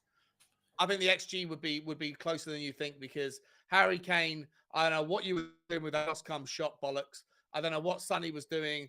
I mean, with the first one that he missed, the last one was absolute welding from him. And if that went in, I think you'd look at VAR again. I think that would have been onside. And just get into halftime. Get into halftime. Do you know what? I hear what you're saying, We've Sean. been better. From the 20th minute until the 42nd, we've been the better team. I hear what you're saying, right? But for me, like, this is what I keep coming back to, it's like, you got to keep clean sheets, like the game's already ineffective over. It's all effective in it, already done. And it's like, we can't keep falling behind. We've got to shore that defense up to give us a chance in games like this. And that's just the harsh reality of it. I agree. If we took our chances today, we could be 3-3, could be 4-3 to us right now. But the reality is, you're not always going to make all the chances. And you've got to learn to start keeping the ball out your fucking net. But they've taken every single one of theirs. True. Right? True. They've taken every single one of The theirs. pieces. They're all asking for a handball. I'll be back in 1 second. I'm just going to the toilet. They're all asking for a handball here. No, the whistle's gone. The whistle's gone. Shut up, Virgil, you fucking... They are dangerous from set pieces, though. They have very good players from them. Looks like it's halftime. That's a story of two quarters. They had the first 20 minutes, we had the rest. The game could be the game could be very different. I mean, the game could be... I did say in the pre-match build-up that it isn't going to be up to our defense. We know the defense is going to let us down. It's going to be up to the forward line to be able to keep us in it and be able to, damage Liverpool as much as they've damaged us. Now they're starting to open up Liverpool a bit more, but it's just hard, Sean, when your defense crumbles first every time, right? It's never been the case where it feels like our defense is not we know we're gonna crack. We can well acknowledge that it's a shit defense and it's gonna crack at some stage. But why is it that we always crack 3 minutes in? You don't give yourself even a chance to even breathe, to even get into the game yet, because you're already conceding 2-3. You're already cracked so quickly that it makes it, I think, hard even for the forward line to get into it. Not giving them an excuse, because it's not even like they haven't had half chances. They've had some sitters, the forward line as well. So they can't really exactly blame the defense too much today, because eventually they did get some sitters to get us back into the game. But it is just, I think we've been here before, Sean, where it's mentality wise, it's just painful to see ourselves just run over just so easily when it's just the gates have just been opened. The game has just been started. It's unbelievable to see a team just again start that slowly, that cowardly as well. And I agree with you. I think we could have remedied it in some manner, either take off Dyer, prove a point of some kind, or I don't know. But I guess 2 goals, it is manageable at some stage. There is now at least some sort of chance, but it's again, we've also seen us concede very, very early into the second half as well, which also worries me. It's just it's up to the forward line to bury their next chance. It's up to the forward line to bury their next chance. We were 2-0 down against Manchester United and we came back. Right. They need to bury their next chance, in my opinion. This is essentially 2-0. You need to bury next chance. There was Kulusevski's chance. There was Kane's chance. Yep. There was Sonny's chance. And then there was Sonny's later one, which I'm not even going to include. We could easily be 3. It should be 3-3. They've taken every chance they've created. We've taken one of ours, and it was the most difficult of all the chances. Hopefully we're going to come out in the second half now and show a second half FC type thing. I'm not going to give up hope on this. I think that the game is still in. We're still on. It's going I'm to be very sorry, Sean. difficult. Originally it was a happy clapper front too, but now it's like I've gotten a red card when it comes to happy clapping. So I've left you behind here. But maybe if we Well, get you're a saying it's second game call, I'll over, are you? join you. It's just so hard for me to get up for it Well, we again. could But have, we could have, should have. Like I see Mhm. Daniel Larson saying, mate, we were 3-0 down. Of course, they're gonna Take the relax foot a off the little bit. gas. Yeah. Yeah, but in them doing that, we've had 3 or 4 gilt edged chances. If we took all our chances, I'm not sitting here saying I'm happy. I'm furious. I'm furious with Decky. I'm furious with Dyer. I'm furious with Romero. I think that Foster had done a little bit better. The second and Porro for the defensively on the first one, just sitting there thinking that there was no one behind him. Like he's sitting there, going, oh, you know, why have I only got? Why is there 2 of us on one defender, like on one attacker? Madness. Mm, So many things to be unhappy about, but you can't also yeah. deny that Liverpool are. You can get Oh, at them. they're leaky. They're a Swiss cheese, Welsh gal said. They're a Swiss cheese. They're very leaky, but it's just, yeah, it comes back to the forward line taking advantage of it because Liverpool have taken advantage of our very leaky defense, but we are not exactly taking advantage of theirs. We're starting to sort of do it, but Sean, like easy chances though. Like it's not exactly like, we're taking half chances here. Sonny maybe was the only one, like you said, who had that sort of half chance that he created for himself and then hit it off the post unluckily, but he still missed a sitter beforehand. So that's what's hard to watch is like it's they're getting some clear chances that you think would get you back into that game, but then when they're missing them and you're seeing them making the wrong decision, like Harry Kane on one of them, Sean, like I just thought he looked like he was deciding to shoot and then he decided to square it, but then he squared it and it What was was like that? 2 years too late. And that's where I get frustrated when the whole team just seems to be off it because you can probably be nice just to be constantly yelling at the defense. But then when you're seeing the forward line spurn chances and then when you're seeing the midfield getting overrun, it's like, where Yeah, do you yeah. start sometimes? It's But the I worst. know, The worst of both. It's the worst of both worlds, right? If you have a defense that can't hold themselves together, that can't communicate, that can't organize themselves positionally, they have no idea what they're doing, then you're always going to be backs up against the wall. And when you do break and you have the opportunity, this is the exact thing that Dave and I were speaking about on the We Are Tottenham TV.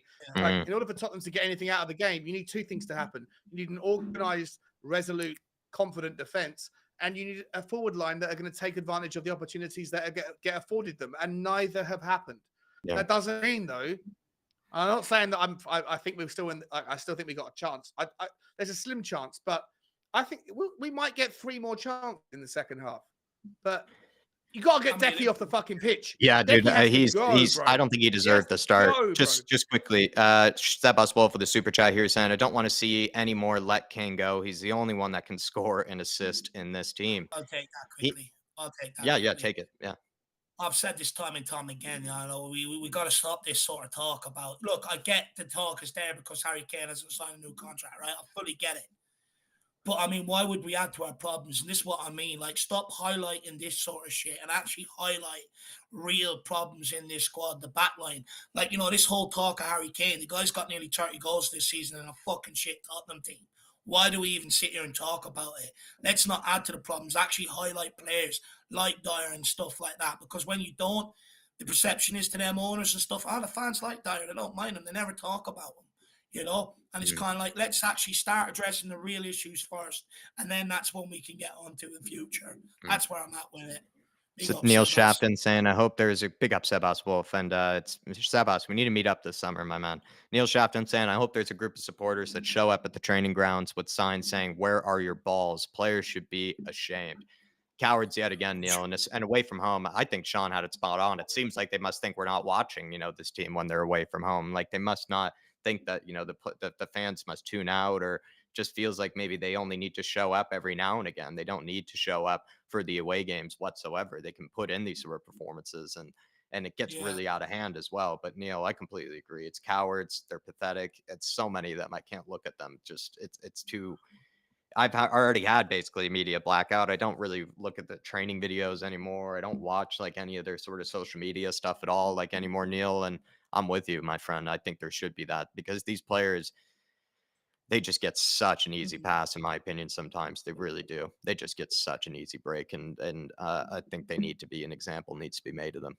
in my And opinion. just on that quickly, and then we'll get on to maybe talking about some changes that probably need to happen, because I know Sean has some good ideas there as well.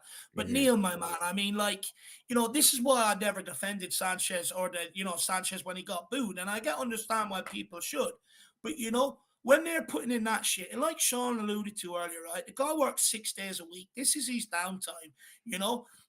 All of us, whether you're in work or no matter what you're doing, no matter what's going on in life, you're checking what's going on with Tottenham on your phone constantly. We adore this club. And I encourage people to boo it more. They got to know it's not acceptable. And, I agree with you. Start turning up at the training ground if you have to. Let them know. Mhm. Turn up there when they're driving in. Stand there with banners, with signs and everything else. Let these guys know. I get people say they're human beings, but so are fucking fans. And there's only so much of this shit they can take, And, I agree with If them. anything, Turn lean up, in the let them window know, and let them say, hear it.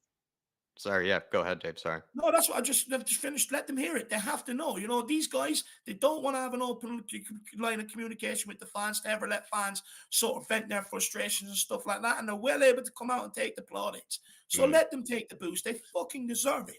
This shit is not acceptable.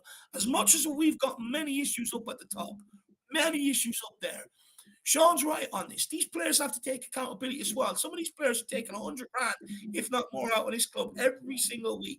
Money that fans put into the club through buying BT and Sky Sports, which goes to the club and TV revenue, merchandise, match day tickets, everything else. It all goes back to the fucking club. And this is how they repay you. And that money is paid out on the wages. And this is what they put out there for you. Some fans are on the breadline, Jack. They're spending their last 30 quid or last 60 quid, whether it's a home game, to go and support this team. The last of everything they've got. Some people don't go out and have fun on the weekends and everything and spend their last penny on this football club. And that's the shit they're putting out there, but they don't care. They ain't getting their wages taken off them. They ain't getting their appearance fee taken off them, And this is the problem. There's no accountability. Daniel Levy should be taking their wages off them tonight. In fact, take their whole month's wages off them. Newcastle was unacceptable. 2-0 down after that at home against United. Unacceptable. What have they earned this month? Absolutely fuck all, and they need to know about it. Yeah. And Wayne Bonner as well. Wayne Bonner coming in, he says we're still winning 4-3. I admire the optimism, Wayne. I really do. Feel like I need a beer now after you're saying that in order to get on the same page as you. I think Shawnee's on that. No, I think Shawnee has. Sean, you have a fellow. I'm very much on that with you, Wayne. Wayne, I was helping you out here, Sean. He's not making you feel alone on it. He's with you, Shawnee. I'm not saying we will. I'm saying we can. What changes do you think we need to make, Sean, in order to get some type of result to claw it back? Yeah, Decky has to come off. Decky immediately. I would rather actually see Danjuma come on the left and put Sonny on the right. We're chasing the game now. So whether you lose 3-1, 3-2, or 4-1 is kind of largely irrelevant. The threat that we spoke about earlier, Dave, about, I think Liverpool will make changes. I think Diaz will come off. I think they'll put on Darwin Núñez, which will put a different threat on. But I think that for me personally, I would be okay with doing it. I don't really think Richarlison's the right guy. I think that I'd like to see Danjuma come on. Yeah, he probably deserves it a bit more, Danjuma. Yeah, and then maybe go to like a 2 up top, put Sonny and Danjuma up top. Let Kane kind of sit in the 10, in the deeper role, the false 9, whatever you want to call it. And I'd also take off Eric. I still would take off Eric Dyer To make an example. Principle. Yeah, 100%. You have Longley available too. Like you can put Longley through the middle. It's not like it's going to be a Sanchez or someone else instead. Like it is a Longley that you could put there. And the last thing I'd say is I called out Ollie Skip after 20 minutes because I thought he was getting walked past. But actually, as the second half went on, I thought he rallied and raised his game very much. And I think he ended the second half very much better than he started it. So I'm going to withdraw that recommendation for him to come off. So yeah, 2 changes right now. I'm not saying he's having a great game. I'm saying I think he played in the last 20 minutes of the first half. I thought he was instrumental in a lot of the breakdown and the recoveries. So I'd keep him on the pitch for the second half. But I think for me right now, 2 changes are necessary: Dyer for Longley and Decky for Danjuma. If he wants to go Decky for Richarlison, so be it. I'll get behind it. You know how I feel about Richarlison, so I'm not going to repeat myself. I think Danjuma's a better, more justified option. But as long as Decky ain't on pitch, because I'm sorry, I love Decky to pieces, but today he has been atrocious. Absolutely atrocious. I just don't know if he deserved it though, Sean.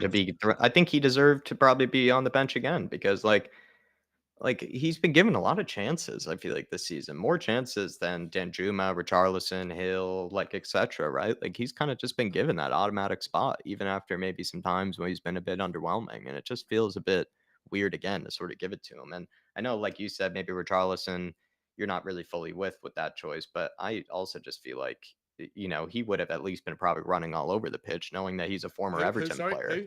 Richarlison, being a former Everton player, being a former Everton player, he's probably willing to run his ass around.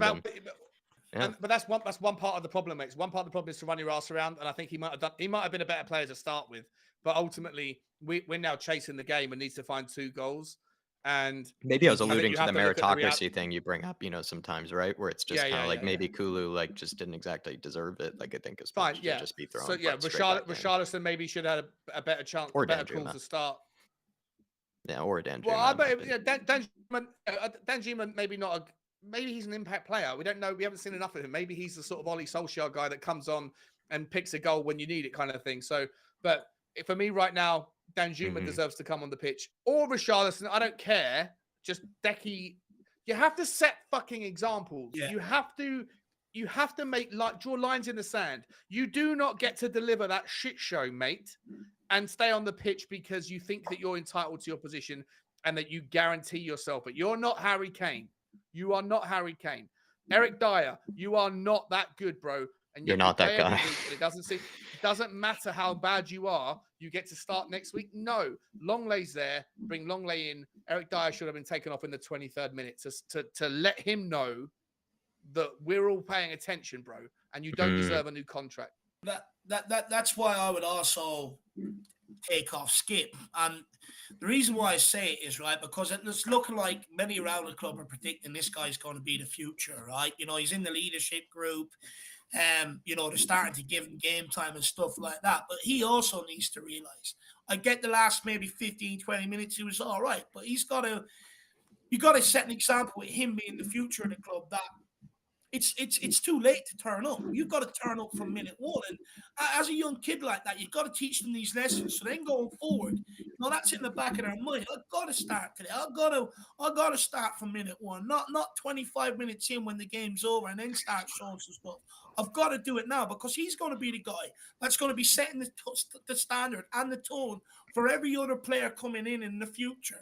He's going to be that guy setting that standard. So you've got to set that standard within him. And I know it sounds harsh, but I think that's got to happen. It hasn't happened. We haven't seen any fucking changes. No changes. Wow. No fucking changes. I don't believe it. Oh. Daniel Larson, I am on the vodka now, even though I am hung over. You do need a bit of hair of the dog, though, Daniel, every now and then again. I don't blame you, my friend. I would say if you have a good, sort of ramen or, pho around or something like that, or get what Peter M had. Peter M saying he's having a smoked lager from Bamberg, which just sounds delicious.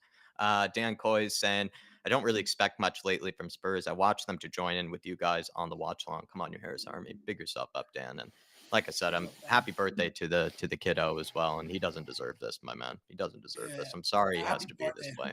Happy birthday to him, my man. To the young lad. Happy birthday to the young lad. Quickly as well. Big up to the outland. He's still sitting there. He must be on the Guinness. He says 3-3. That's his prediction for the second half. And he says Lloris seen crawling under the dressing room floor, is what he said. Big up, Mr. Harris. Yeah. Lloris, he's quit on Tottenham. He's not injured. He's quit. He's given up. And then Adrian Chia, big up Adrian. Thanks for still following along, Adrian. I mean, these scripts are getting out of hand, my man. He's saying Poole had 3 shots on target versus our 4. Insane game.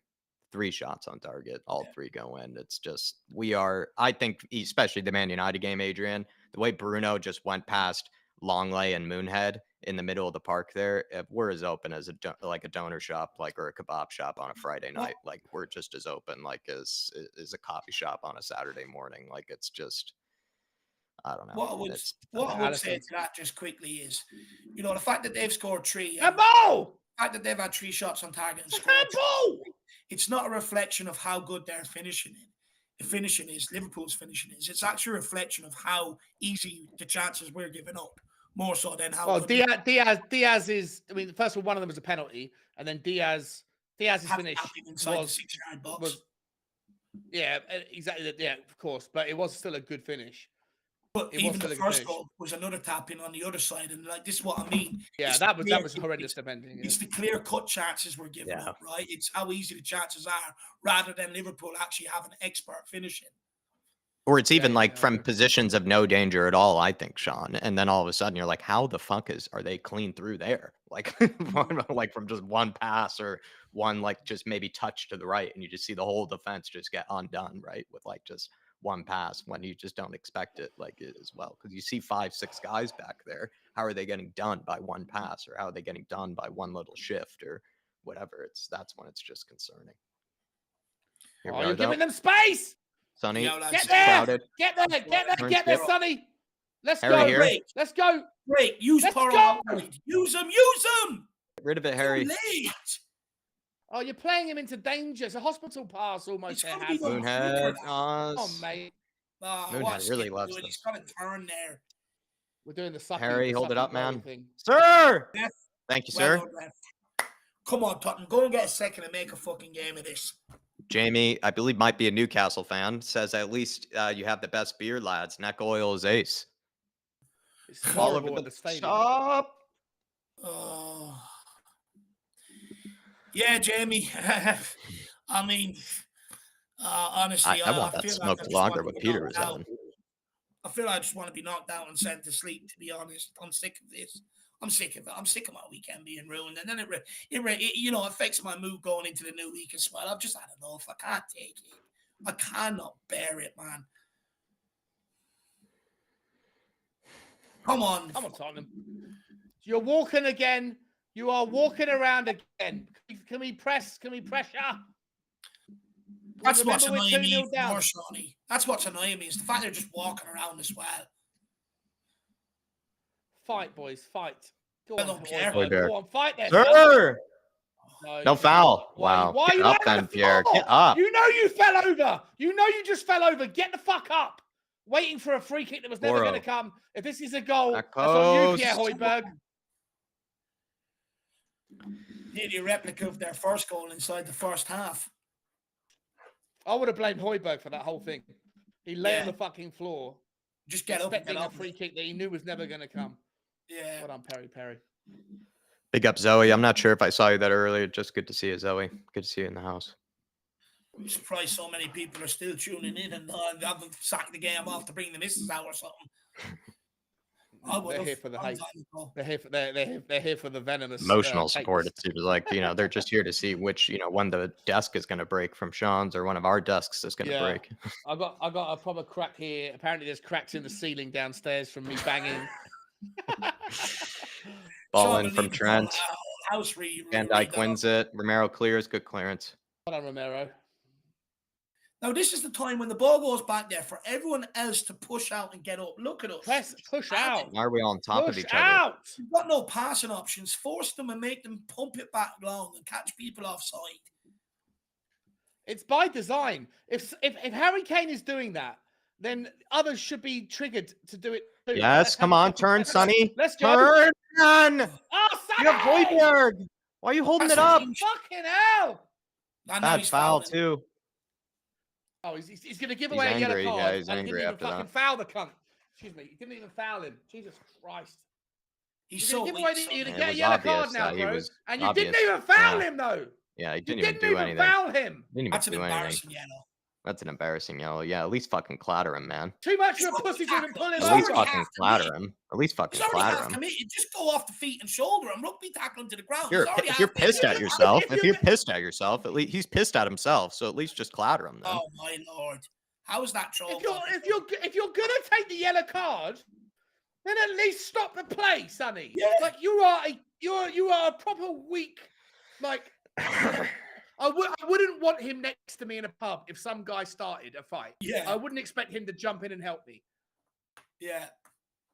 He'll try mediate, and then once that doesn't happen, he'll be like, right, nothing I can do, and he'll step back. Yeah, let you get a pasting. Yeah. But like, I you love know, him just to pieces, but like that's a wimpish kind of behavior. That is. If you're gonna try and take the yellow card, at least bring him down, mate. just Come on. take him. Kulu. Let's go. That's a free. Oh. He's just body checked him and he's put the ball over his head. Get up! Get Thank up! Thank you, on. Skip. Great tackle, Skippy. Sonny, get Come on, rid. Skippy. Right, Dyer. Show Come on. some fucking ounce Please, of composure. please, please. You have all day, and you make that. Oh. How many touches does he need to do that, though? You know what I mean? That's what's more embarrassing. It takes 10 touches to pass it What are forward. we doing here? They're pressing us. They're pressing us. They're pressing us. Find the pass. Nice Hold touch. it, Sonny. Not a bad touch. Yeah, Made a good tackle. sir. Good tackle, actually. Coming to the back of him for the third time. It's a yellow card, surely. Adrian Chia Mason looks like a kid's parent that was asked to manage the school team just before kickoff because the PE teacher got called in sick. None of this is on Mason whatsoever. Yeah. Absolutely zero. If anything, I think that was more Stellini, actually, Adrian. We were listening to 2J, and 2J was saying Stellini was just like a substitute teacher with these kids. Here we go. Play, Sonny. Let's go, Decky. Find him, Sonny! He's in. Sonny. Have a hit! Off the post again! Once again! Oh my God! Oh, what an effort. Unlucky. Oh, You my think one of God. them would go in. BKH. No, it's not. It's Find him, Kulu. top of the box. Sonny, Sonny again. please, get rid of it. There you Ball are, out to Poro. Who's in the box? Get in the box. Get in the box and support him. Poro whips it in. Harry! Harry, jump! It's all right. Heiberg steaming across to pick it back up. Let's go, Tottenham. See We are him, still in this Perisic. game. We are still Harry, in this top of the game. box. Have a hit, man. Oh! Fuck off the post again! Romero off the post. What an effort from Romero. What an effort. Jeez, we've hit the post 5 times today. 4 times, 5 times. Madness. Holy Son's hit shit. twice. He's onside. He's onside. The flag doesn't go up. Sonny and Romero. Liverpool Oh, on the shit, attack. Salah in behind here in our own We're gonna box. get punished Go now. back to Oh, Gakpo. Gakpo has just been Foul on. mixing us. Gakpo's been mixing us. We're gonna get absolutely. We're gonna get Salah punished goes now. for the hit. Good block from Perisic. Break again. Break again. Hoiberg, No, man Højbjerg. on. Don't Jeez, fuck why are about we with playing it this there. ticky-taka inside our Don't own fuck box? about with it there. What is that? Inside our own box, lads. Hit the bot. Hit the post 3 times. Oh, but Adrian No, Chia, my man, clear. what it is- Forster. Jesus, Perisic. Mm. Oh, Jesus well, Christ, Fraser. Foster. Fucking Perisic hell. loving that. What does Sonny have to do to score? I feel sorry for the guy. I would say Adrian Stellini was the parent being subbed in. I actually think, like Dave said, Mason is making a fair crack at what is a shit situation. I think he's making a better crack at it than maybe even Stellini was with the shit situation. I think the fact that we're on a third manager is highlighted. It's not necessarily what the manager is doing. It's more so the issues in the squad. We're on the third We're parent. still in this game, boys. We are still in this Yeah. fucking game. We're on the We third are, parent. I know you guys gave up. You guys gave up at halftime. I'm still in it. Don't come crawling back now. Don't you come crawling back now. Everyone in the comments. I think Wolf Maller as well, Sean. Wolf Maller, if I'm not mistaken, Wolf Maller said should have been 3-3 at halftime. I saw him make a comment My about dad that. was with you as well, Shawnee. My dad was with you as well. The Wolf Maller's on your Yeah, page. exactly, He's joining you as well as Wayne Bonner. Højbjerg picks it No, back no, up. I'm only messing. I'm only messing. Creating some 'Cause I know chances. that If you take one of them, when we go 4-1 down in about 10 seconds time, everyone's going to go. I Well, told at least you, some Sean, of the you chatter. absolute fucking wrong'un. Some of the chatter with you. Some of the chatter brave enough to be with you. Dyer, he just escaped. That's a blind pass, putting him under an Win unnecessary. that. A good ball out though by Romero to Perisic. Perisic tries to switch play all the way to Poro. It's Oh, a the great ball. ball. It's a Got great to ball. Come on, Poro. Coronator. Goes for the hit. Oh, what a Oh! save! What a save! It got lost in the Come sun on, a bit. Tottenham. It got lost in the sun a bit. Pedro Porro, the prisonator! He's the prisonator! Let's go, Pedro! What a shot, what a save! What a save! Oh. What That a hits the save. bar. He has a If that fucking doesn't hit go, on him. That hits the bar again. Come on, score love from this Pedro set piece. Poro, set piece. Pedro Porro. Sonny, man on. Sonny, what is that? Oh, you Oh, fucked no, we us. We have nobody Here we back. go. Oh, they have so many numbers. Sonny, turn. Salah. Good block, Sonny. Thank you, well man. defended. Well done. Thank you, man. Jeez, I was worried there. Perisic to the block. Romero holding it up for us. Great hold up play. What the Where is fuck is that? that? Who hit that? Who Oh, hit no one that? there. Romero was No, hoping hit someone's that. there, was it? He no, Romero was holding it up and he gave it back to somebody. Who might have been Kulu or Sonny. Why didn't he try and play that in behind? There was no one running. What's he seen? Must Someone have said in presumed the it, must have spectators. presumed. Fucking hell, the guy's blind.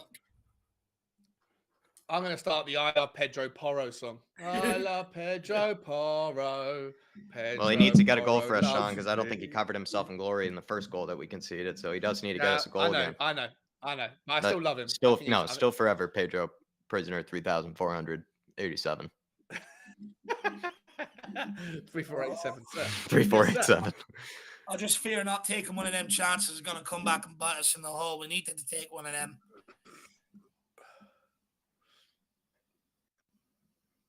Allison spreads it out wide to Kanate. I want to watch the comments. Good tackle, Perisic. Someone's always leading the charge and letting us know what happens before it happens. Davies there, plays Devo. it back to Forster. Oh, well done, Forster Fraser. clears. That's a good clearance. That's a good clearance. Great clearance with his why weak is he foot. backing off? Why is Sonny backing off and letting him take it down? Go fucking challenge him. Time for a change now, please. Get there, Decky. No, you're being walked past again, mate. You're so Poro, thorough, play him. bro. Skippy, turn, man. Go forward.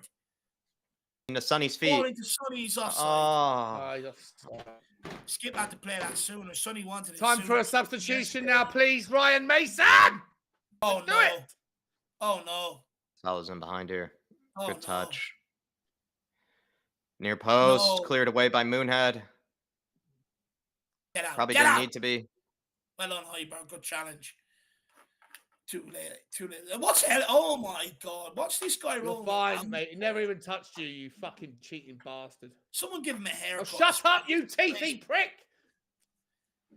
You've got a flight to Turkey to get those things whitened in a couple of days. A challenge. Yeah. He doesn't even touch him. He doesn't even touch his foot.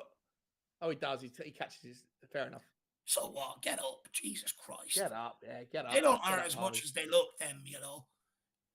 If you're playing football every single day, you get used to them after a while as well. You shouldn't be going out with a challenge like that. Smash him again. Boys, I think it's hard to know. So many chances wasted now as well. It's going to come back to the It's hard to know even. Second half, it haven't even been as much wasted chances. Like Sonny, to be fair, I think both good efforts.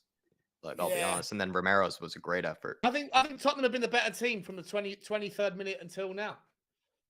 Just takes Well, 3 it's goals also to the wake us up. Just takes 3 goals conceded to wake us up. It's horrible. I know. I hear Painful. you. I hear you on that bit. But we have been the better team for the last 40 minutes. Sar coming on, says Dave. Genola. Good. Allison here. Put some pressure on Kane. Win that. Step that. Win Step that. in that, Romero. Step in. Ah, Oh, well done, Fabinho. Well That was played. smart. Well played, Fabinho. So composed. Yeah, that was yeah, really intelligent football. they're very composed. Says 24Z. Elliot All over the top. Thanks, Fraser Forster. there. Hugo would have spilled Calm it that. down. Building attack here. Romero. Romero, look off Romero, space. come on, man. Oh, come on. Don't come be on. walking. just Don't be walking. Time is of the essence here. Time is of the fucking essence. Find a Back pass, to the Romero. middle. Find a pass. Skippy, man on. Skip. Romero gets well a pass. done. Nice. Skippy. Well done, Skip. Oh, Bad. shit ball. Take him off for Sar now. He's done this 5 times today. Take him off. It's not good enough. I think Skippy's been all right, mate. Yeah, but when he's on the ball, Shawnee, that's the problem. He keeps giving it away. That's a simple pass into Harry Kane. You know, he's hit it straight to a Liverpool player, and he done it also in the first half a few times. Pace is Right too now, slow. we need someone who's going to make them passes. Oh, go on, catch them. He's done all right off the ball. Slow. It's just on the ball is my issue with It's very Skip. slow. Yeah, and that's often the case, isn't it, with him generally? He's a good off-the-ball player, good defensive midfielder. It's like him and Højbjerg. They're both sort of good off the ball, right? It's kind of, we need someone good on the ball. Would you be happy to mold him into just a monster number 6? Clear. Like, you know, if that's his game, harden them skills and make him the best in that position, you know? Getting rinsed there. Is he giving away a foul? Yeah, it was a free kick. Yeah. Perisic holding on to him. Yeah, I know. what I he's saw, crying. but they asked for a handball earlier. It looked like. It's not a ball. He's just holding on to him. No, I think earlier there was a handball at top of the box Oh. by a Liverpool player. I don't know what Perisic is giving out about. It's Henderson coming on to game manage now. Well, that's going to be tough now. Yeah, we should have made subs before then. Yep. And who's that? Diego Jota as well coming on. He's a bit of a handful. Probably coming on for Diaz, who's faded. So fresh options for them going forward now. If Jota gets in the game, we're in big trouble. Smart decisions by the club there. Henderson is going to be your workhorse for the next half an hour. Jota's coming on to provide fresh impetus up front because Luis Diaz is faded. But that's what Money Mason should have done. You know, he should have brought on someone for Kulu. Sarr coming on now, a bit reactionary, probably a bit too late. Let's see how it goes. Newsy coming on for as well. Oh, yeah, they're waiting until after this to bring on Sarr. It's a free kick. What's up with that? Why do they get to have their subs? It's our choice. A lot of managers don't make changes on set pieces. Oh, fair enough. It's way over the top. Leave it go. Someone speak to him. Oh. There's no danger in buying. Yeah, a lot of managers don't like making changes at set pieces because it's sort of with the changes. I understand the argument. Yeah. Comes and so they tend not to make them on defensive set pieces. So who's speaking to Perisic there though as well, letting them know there's no danger in behind to let that run? Just put ourselves under pressure with a needless corner and we don't defend them.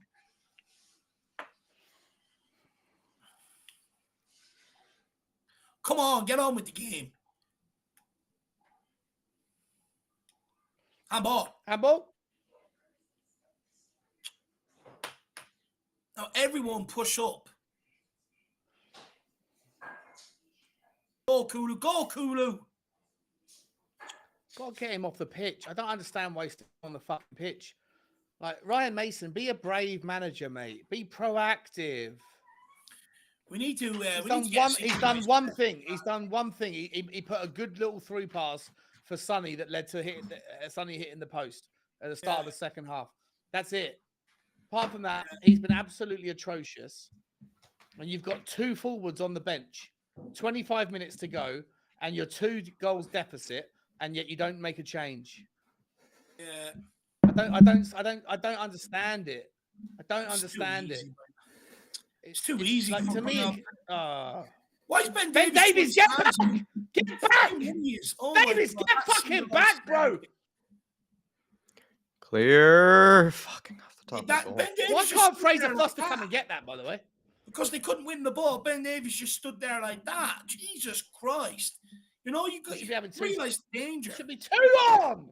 There should be 2 coming on. Who's Sarr coming on for? Says he's coming off. Could have said he's coming off for Sarr. I wonder, is he going to a back 4, playing 3 in midfield and pushing Porro up onto the right wing or Perisic up there? It'd be interesting. Because I'm telling you now, if we go 3-5-2, that's probably a good guess. I think you're right, mate. I think you're right. That's a good guess. I hope that's the case. If not, we're in trouble. Who's that kid? Who's that guy next to Ryan Mason that he's talking to? Forget. It's everybody's asked that every time I have the answer, and then whenever I need it, never remember. I think it's the son of an ex-player, right? Good clearance by Forster, but see if we can press him here. Come on, let's go. High up the pitch. Where is they get out of this again? I mean, their composure. Oh, come on, there you are. Right, here we go, Tottenham. Come on, let's go. Turn Pierre. Dyer, just kick that out. Dyer, don't be fucking throwing your hands up at Højbjerg. I mean, he has 4 men on him. That's where he has to pass to. He's just got to clip out the Perisic, though, you know? Fucking hell! For fuck's sake! What is that? What sort of fucking clearance is that? It's shit is what it is in capital fucking letters as well. Fucking hell.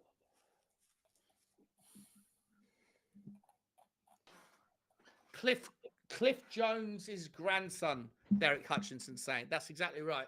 I saw a tweet about it. So he was unemployed he gets employed back at Tottenham as one of Ryan Mason's mates, and they're now calling the shots. So it's now job for the boys scenario. It's ridiculous. That's what we've come to. Jobs for the boys. Oh, Happens to be local Jones's hardware store, grandson. not our football club. Cliff Jones's grandson. No, No he's disrespect to probably Cliff two up front Jones and or his three in midfield. grandson. looks like we've gone to a I'll get- 5-3-2. Yeah, it's not going to work. It's more defensive. I get it probably stops them having the overload in midfield, but just go for it at the back. Doesn't matter. What difference does it make? If you lose 4-1 or 3-1, it doesn't matter. It doesn't matter. Ben Davies has been shit today as well. It makes the square root of fuck all difference. Just If go we for lose it back. 4-1 or Fucking 5-1, go. just go for it at the back. At this point, it doesn't matter. The damage is already done. What have you got to lose? I fully understand the reason why we don't go for it at the back. What's the point whether it's 3-1 or 7-1 at this point? Go on, Sar. Kane here. Sonny, get up with him. Make an option. Help him! Help him! What do you want the guy to For do? fuck's Like, sake! people's got to be busting their gut getting forward to make an option for him there. They know he can't turn fucking back with the ball.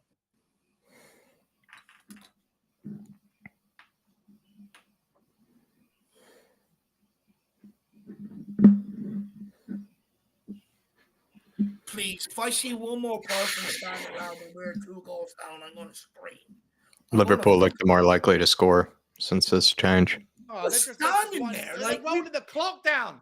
You're just winding the clock down. Stop standing there. Every one of you are just sitting still. Exactly. Get Danjuma or Richarlison and get them to start forcing pressure on this ball because at least they're good at that. No, they're in their box. Top of the box. Trent. Cleared away. Yes, Can't picks it up. sir. He's holding, son. Sir. He's holding them. Book him. That's a counter attack. Finally, fucking hell. There's a good chance there.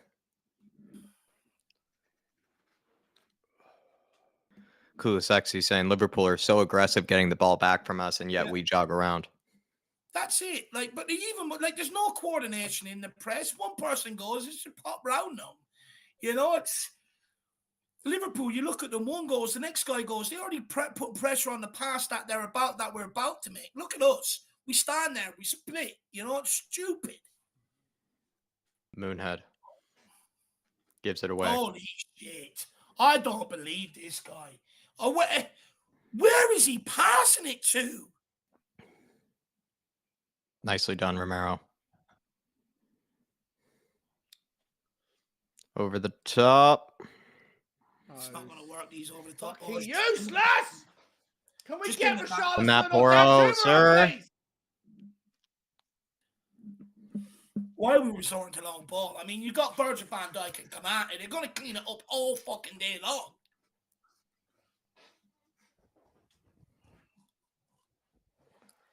(3-5-2) is not going to work. It never does. Or a 5-3-2, whatever you want to fucking call it. Come on, Ryan Mason. Make a fucking decision, bro. Call off Dyer or go with it back. Oh My lord. There's nobody. There's nobody there, but there's also no one to pass to. There's no one to pass to because no one fucking moves. Embarrassing. Last 3 times going forward, we've just kicked the ball back to them under zero pressure.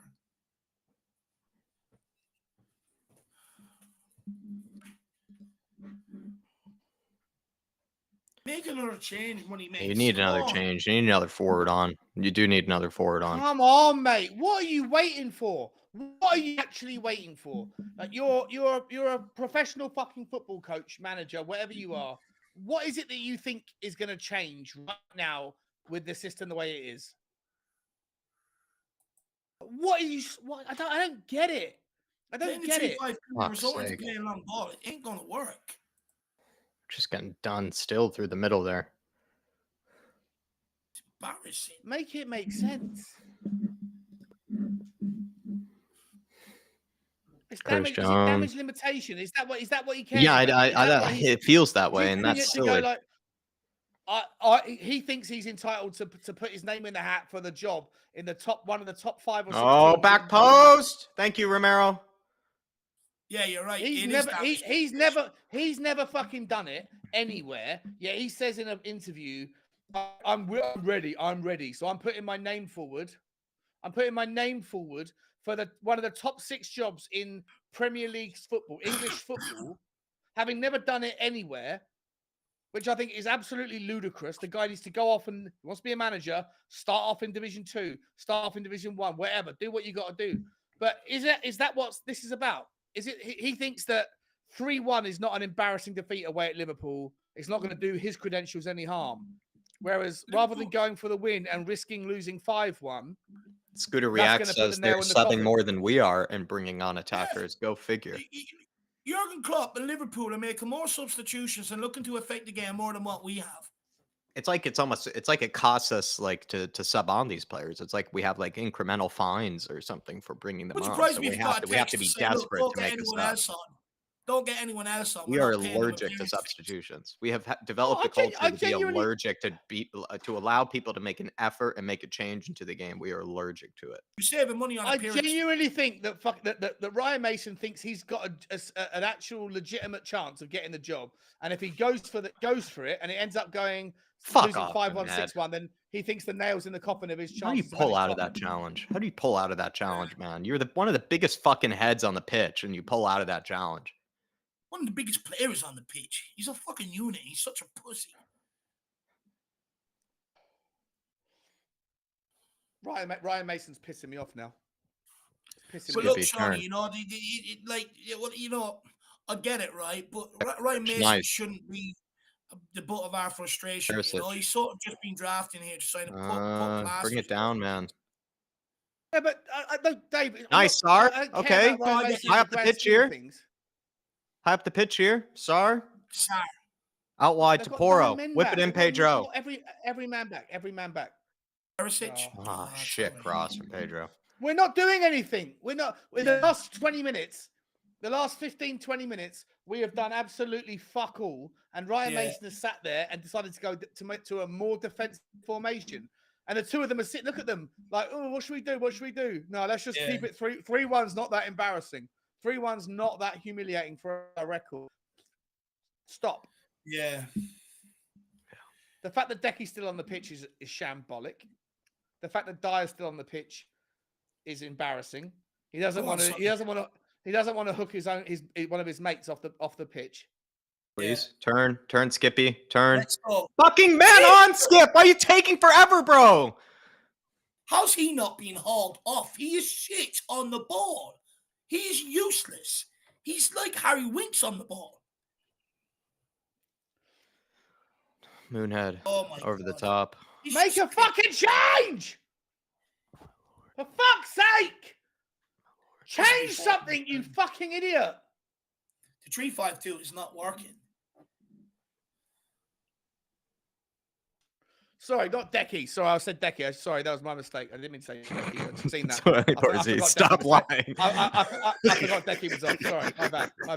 Fucking liar, Sean. Sorry. Snake.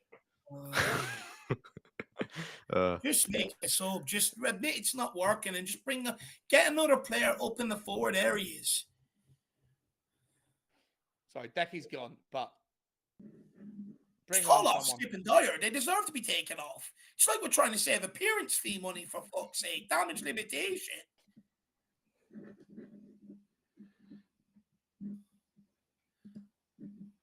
Like, not having that third body up front is killing us with an out ball. It's killing us. The only pass out is central, but Liverpool have got how many times have we found our players with no one to pass to? Absolutely no one. Because everything's gone central. Well, no one wants to move, Dave. That's why. No one wants to fucking move for it. Everybody's so Pepe, unselfish. Højbjerg. Nice little touch. Oh, shit, from Højbjerg. All of our options, all of our outballs are through the middle now. You know, Kane and Son are playing through the middle. Perisic here. Let's go, Perry! You can see him on the camera there. Perisic. Better. That's better. Come on the fuck. Romero over the top. Great pass from Romero. Sonny's in behind you, please. Sonny, 3-2. 3-2. Come on!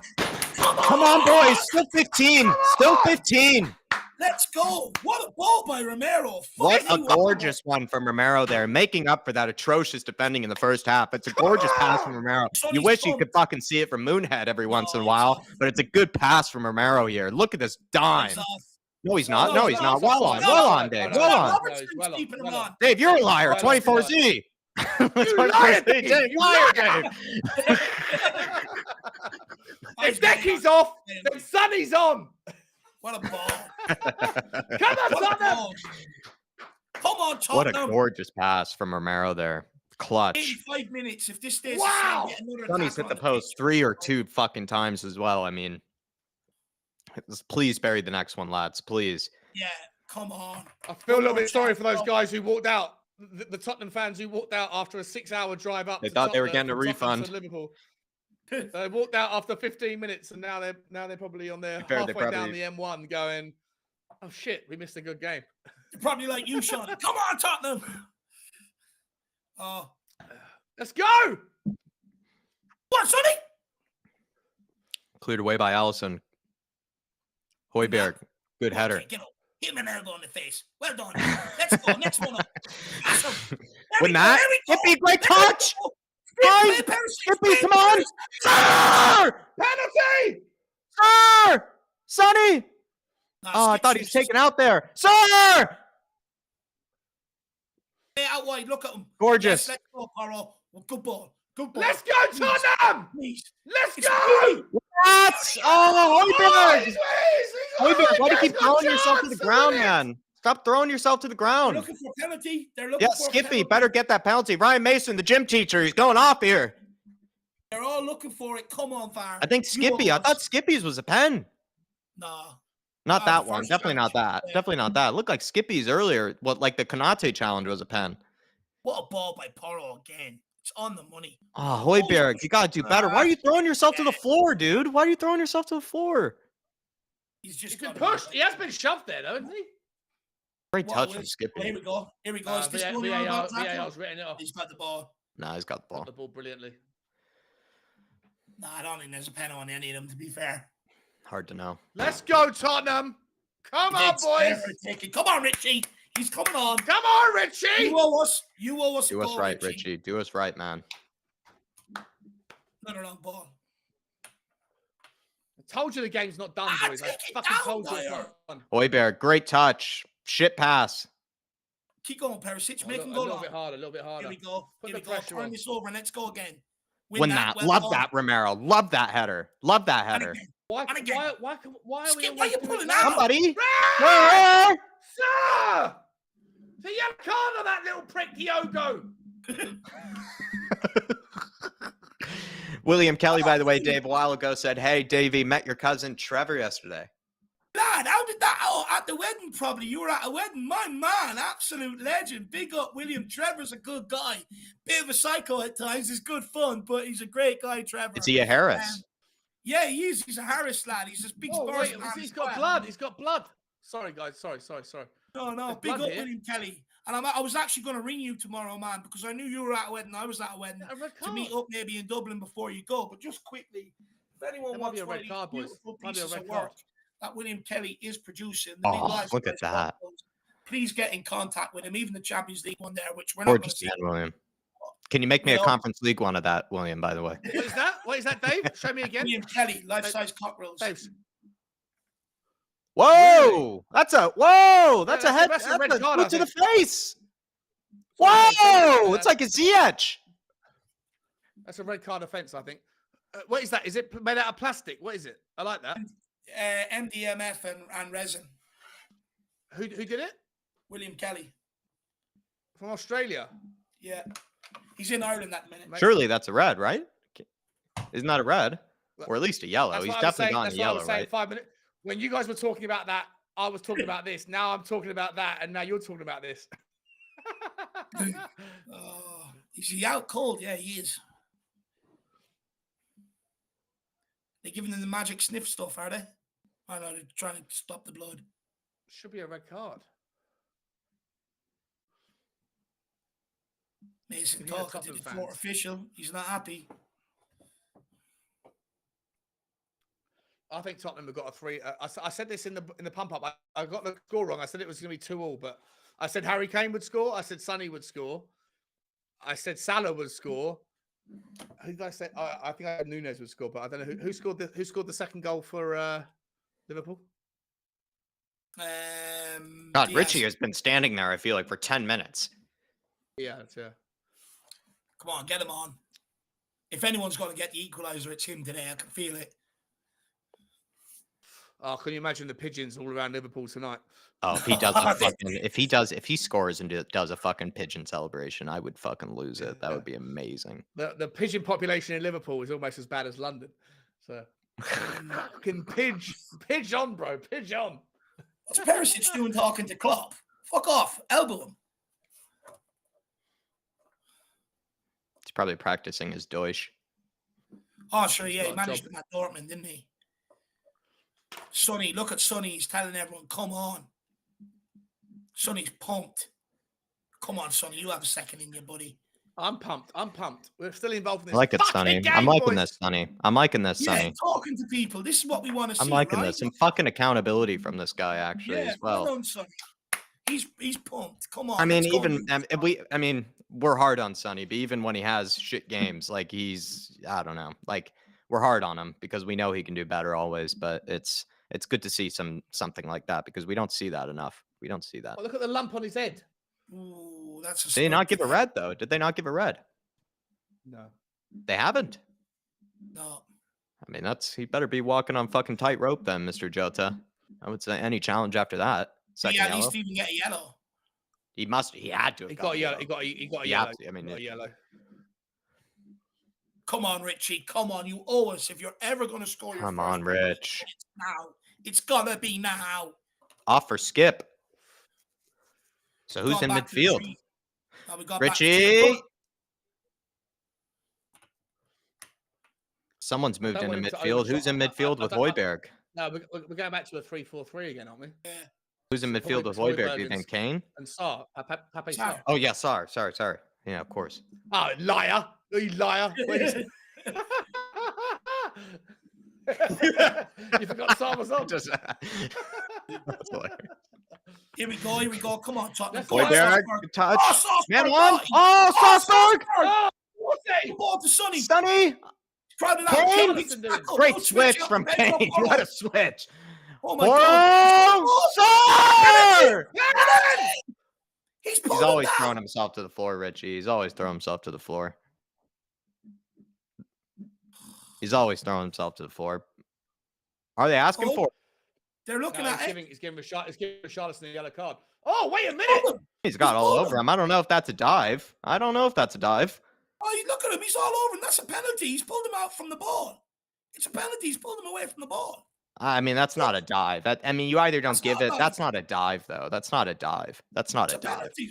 That's not a dive. At least he shouldn't be given a yellow. I hope he's not. Come on. Give this. No, Give it. it's been Please, come on. I mean, it's Liverpool. It's hard to think they would. The ball wasn't in a dangerous enough We, area, I don't think. it's hard to think they would. I don't know. I'm not really expecting it. To be fair, I'm not really expecting Get it. off the pitch. Get off the fucking pitch. If they don't give this, that's shocking. That should be a penalty. Milner coming on to use the experience to see this out. He's headed to Brighton next season. Is there one more chance in this for us? If they don't give this, that's a joke. I'm not expecting it. Neither am I. No, I think it's already been done. VR said no problem. It's a joke. That's Do not. ours. Oh, you give That's that one, ours. do you? No, you That's don't ours. give that one Thank either. you. Fuck you. Højbjerg, please, bro. Why do you think you have that touch? That's ours. Fuck off. You just need one more clear-cut chance. And let it not fall to Richarlison.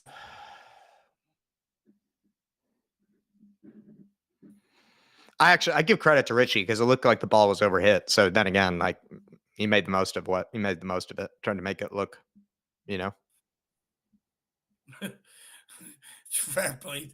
Fair point. When it's an overhit ball. I mean, you might as well. May as well gamble, I suppose. Well done. Don't hoosh it away, Dyer.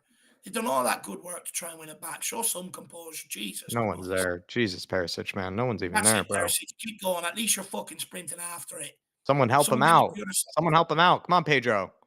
Win that, Romero. Okay, Let's take gambles and start pressing here now. Sar, come on, man. Offside. There you go, Romero. Well done, son. Pedro, why are you in his way, bro? Oh, what a touch. Oh, What well a done, touch and a Pedro. pass You're from prison. Pedro. Oh, Pedro, you silky man.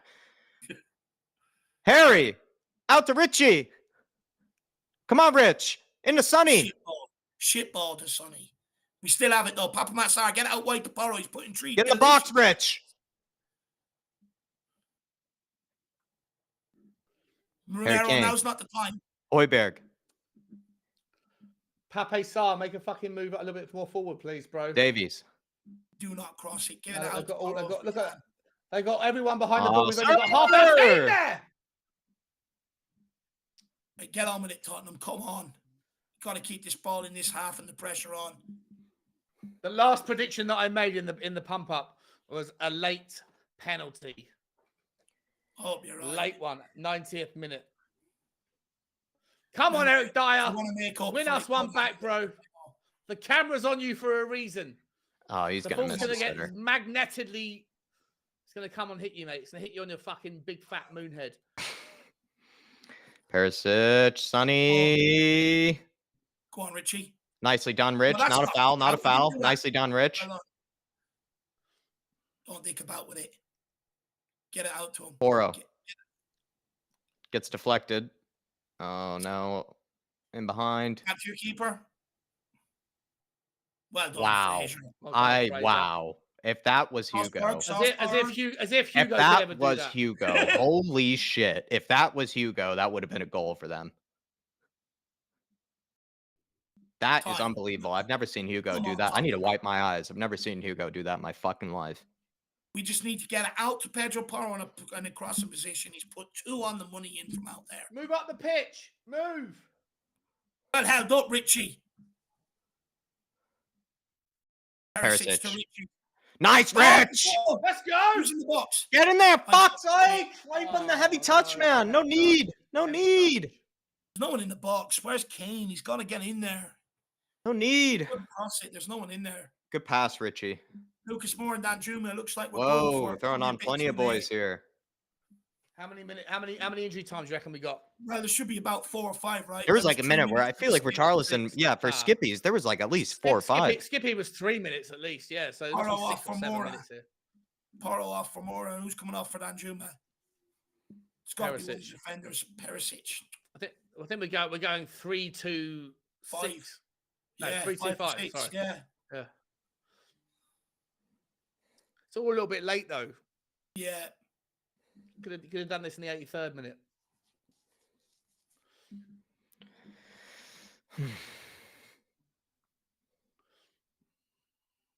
Come on now, all these players on the pitch, get pressure on that ball. Over the top from Van Dijk. Oh, He's my pushing God. him in the Davies. fucking face, ref! He's Davies. pushing him in the face! Thank you. Thank you. You pushed him in the fucking face. Shut up! Shut Oh up! my you God, You Karen. toothy! Relax, You Karen. toothy tuppy! Relax. Get this fucking prick. Relax. Fuck you! Doing? You pushed him in the face! You pushed him in the face! Go fuck yourself. What is That's it, Klopp Davies. Well done. Oh my Yeah. God. Oh my Embarrassing God. goals too. You're embarrassing. Wow. You're embarrassing. with your Vasfia extra and double-edged loser. fucking heels. Ref! Just aim fucking. Vasfjorn and Karen. 6 minutes at a time. Come on, Tottenham. Should be more than that. Should be 7. Should be 7. Come on, Tottenham. Oh, ref! That's a fucking disgusting. It should be definitely a yellow, which was what was given. So we're okay with that. Come on, get a good delivery. Force a penalty. Come on. We're getting a penalty here. We're getting a penalty here. We are getting Not with VAR. No, you're right. It's got to be a clear You're right. cut. It's got to be a clear cut one. Eric Dyer, land one on your big fat fucking head. Sir, What's Henderson I mean, doing? why What's is Henderson on the fucking meth here? No, you're eating up time that you're not going to give us at the end of the 6 minutes, are you? You're not going to give us that later. So shut up, This everyone. has gone Get on the for fucking nearly a game. full minute, for fuck's sake. And Henderson thinks Okay, he's so then, fucking okay. hard. Dyer just wants to get on with it, referee. What are you doing? Tight Get on with shorts. it! Look at the size of the shorts that Henderson's wearing. Oh, he's It's making him embarrassing. change his jersey because he's got blood, or he's getting detention because he's got blood. It's just referee. Why does he have blood? Because it should have been a yellow card against Salah, but wasn't given one, was he? Come Oh, on, we're playing with 10 get a men now. penalty. We're getting on with it with 10 men! Fuck's sake, ref. Oh, Richie! Score! It's in! It's in! It's 3-3! Richie! Richie! Richie! Richie! Richie!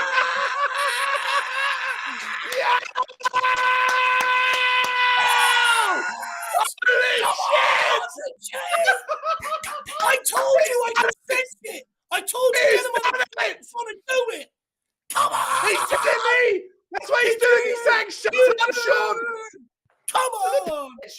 Pitch! The pitch is going on! Pigeon celebration, lads. Let's go for the winner! Let's go for the winner! Yes! Yeah, pigeon! Let's go for the winner! He's doing that Come to on, me, Big bro. Rich! He's doing that He's to on his me. way on. Someone's offside. What a header! What a header! Oh, Richie! Does it actually hit Don't him? give a Does it shit hit at him? all. I don't give a shit at all. Love it, Rich. It'd be hilarious. It'd be hilarious if he was giving us an own goal. Yeah. Love it, Rich. Love it, Rich. Let's go for Grab the a winner. fourth here. This game is there for the winner. Look at Pedro Porro. Porro. Look at Porro. It means so much to him. Yeah, I love Pedro. I love Pedro Porro. Pedro Porro loves me. Richarlison joined in the Pedro prison. Chase it down, Get in Richie. there. Let's go for the winner. Oh, fuck's No, sake, no, Pedro. no. What are you doing, man? Pedro, no. Fuck off. Pedro, no. Fuck off. Pedro. Go fuck yourself. Pedro, Fucking no. hell. Fuck's sake. Oh, my Lord. We're so shit. Oh, we're We are fucking shit. a joke. We're Oh, so we're bad. such a joke. I We're can't such a handle joke. this anymore. We're such a joke. I can't handle this anymore. We're such a joke. Fuck's sake. Fuck off. Was Who that fucking was played Pedro that? Porro. Who fucking played was that? Porro's off the Mora. pitch. It was Mora. Lucas Moura. Who fucking played that? Oh my Lord. Lucas Moura. Lucas Moore. I'm sorry. I thought it was Pedro. My bad. I thought it was Pedro. I'm Why would sorry. he care? He's off at the end of the summer anyway. I'm sorry. I thought it was Pedro. My bad. I thought it was Pedro. Fuck's sake, Lucas. Dude. I can't do this. This fucking football club. It's Bournemouth all Fuck's over again. Lucas. Yeah. Exactly. Bournemouth all over again. Fuck off. I'm sorry. We're disgraceful. That's disgusting. We are disgraceful across that. Fucking line. Lucas. Lucas of all people. Lucas of all people.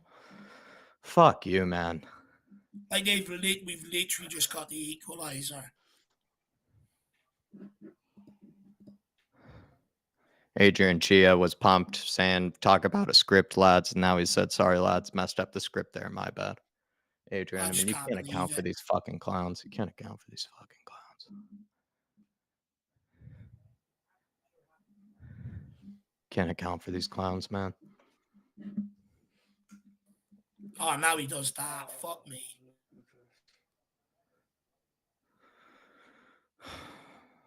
What's Karen fucking complaining about with the time? It's not even 6 minutes yet, you fucking dick.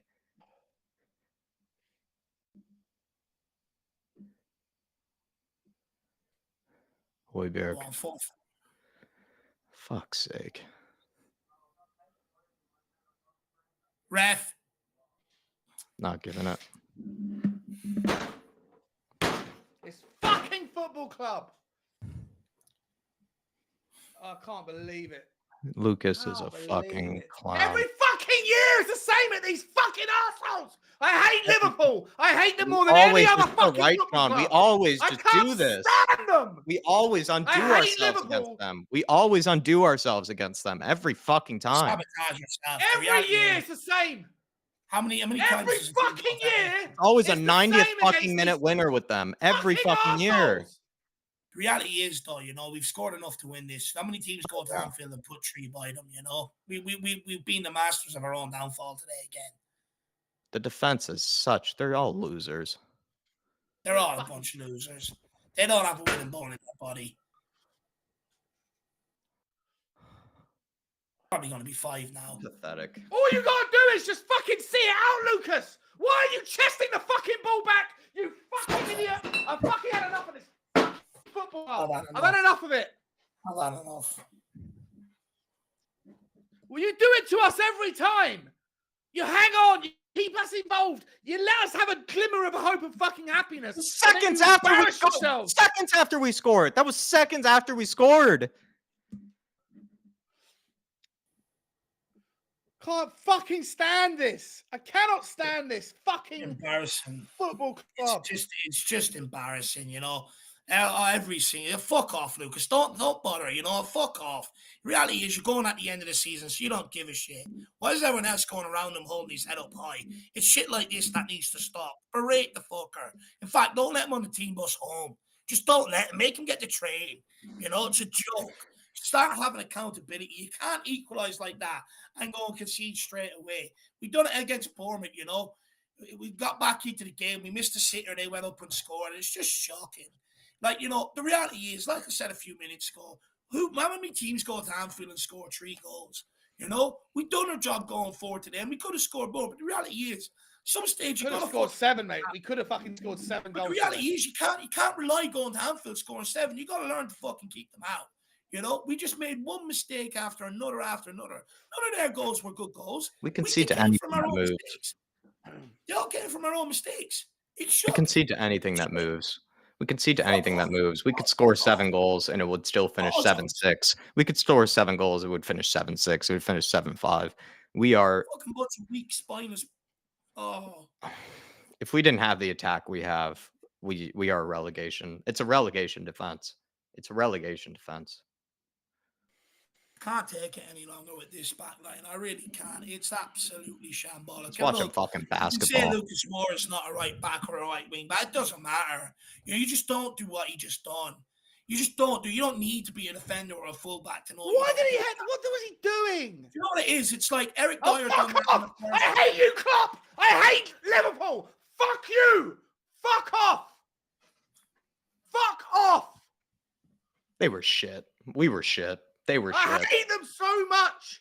I hate them more than any other fucking football club in the world. I hate his fucking grin.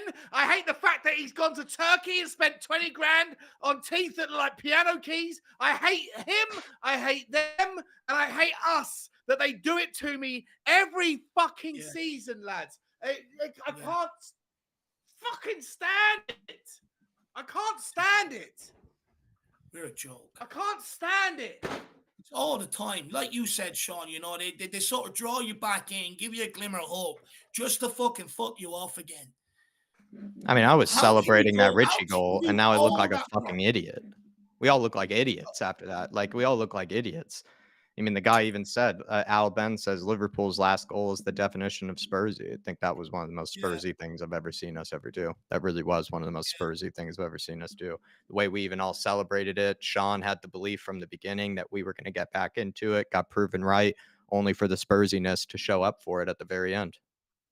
It's pathetic. You just all the fucking time. I've had enough. I've just had enough. Like, you can't go there and be 3-0 down after 10 minutes and then also concede at the very end of the game after going through all that work to try and get yourself back. Should he have not brought on Lucas? Should he have not brought on Lucas, or is that just being too captain hindsight? At the time, he done the right thing. Get as many attacking players as you can on the pitch to go and try and get back in the game. Yeah. But my God, you think Eric Dyers was embarrassing at home? Lucas Moura just says, "Hold my fucking beer. I'll go and do it as well." Yeah. That's twice we've gave the game to Liverpool through our own mistake. That is absolutely unacceptable. It just comes back round to these players. You know, they're living up to what Conte says. They don't have takes to be winners. They don't have it. No pressure on them whatsoever, and he does that. But how many times have you seen other players during the game under no pressure, just giving the ball back to Liverpool all the time? I don't want to hear about the fight and we show grit. I don't want to hear that bollocks. We're fucking shit. If they show fighting grit, they would have went for the winner, not end up conceding at the other end. But why are we persisting with players who were gone in the summer anyway? Why? I just don't understand it, man. This club, it's a joke. It's an absolute fucking joke, you know? And I'm not surprised that happened. But the reality is, I'm not surprised. We've spoke about this backline on this channel for 2.5 years. I'm not surprised. They don't want to invest in it. They don't want to invest in it. You know, the game was gone earlier on. Imagine if we didn't have that spell at the start of the game, Jacko. Imagine we didn't have that spell, or even just conceded 1 or 2 less at the time. We're just absolutely shit, and I'm fed up with it. If it's not clear to the board this summer that in order to even start to try and rectify the problems, that they have to bring in defenders in here, I'm done with this club. I can't take this shit anymore. And also, you know, Daniel Levy, fucking Joe Lewis as well. Just do the decent thing. If you're like, you know, I spoke to Harry Redknapp the other day, and he basically was saying to me Friday night that Joe Lewis is your problem. He doesn't want to spend the money to be able to take Tottenham out this mess. He doesn't want to spend the money to deliver trophies here. It's only a business venture for him. And what this club needs right now is serious cash injection. It's what it needs. If you're not prepared to do that this summer, just do not put us Spurs fans through this shit again this next season, because it's unbearable. It's playing with people's health. It's playing with people's emotions. It's just not right. It's just not right. Daniel Larson with a super chat saying, but don't worry, guys, we were the better team. Daniel, I think this stage, the defense is at a just hold my beer sort of level of just like they can outdo themselves with disaster class after disaster class after clown class after clown class. Like it's just it's weird to even say this because we ram about them more than almost anybody else, but they almost reach the stage if they do surpass your expectations. They genuinely surprise you with what they're capable of in terms of pure shit. And I think they've just done it here yet again. This might have been the most embarrassing of all of them, to be fair. Really, like Newcastle, of course, is, you know, just like hard to watch, but this is insane to concede like that, just to concede like that in that sort of Spursy way, just seconds after we could score it as well. It's just, I think genuinely, Daniel, we're going to have to, in order to win games, it will be like a 7-6 scoreline, 7-5 scoreline, 6-4. Like it's going to be basketball. It's like going to be hockey. It's like a game of hockey between two teams, really. It's just not, there's never going to be a 2-0, a 1-0, a 3-0. It's not possible with this team. It's just not possible with this team. And then Al Ben saying that Liverpool's goal was the definition of Spursy. I said it earlier, my man, because it was spot on, and I think it is spot on. It's probably one of the most Spursy things I've experienced, I think, on this channel. Probably might have been the most Spursy thing I've experienced on this channel. I just can't believe it. Sean, what do you think in terms of all-time Spursiness? Or I need to add you back in just to quit. I'll add you back in just a sec, Sean. I just can't believe it, Jacko. It's completely Spursy, you know. You get yourself back into the game like that, you know. You just go back to the basics. Just header it back up the field. What are you doing? Just header it back up the field.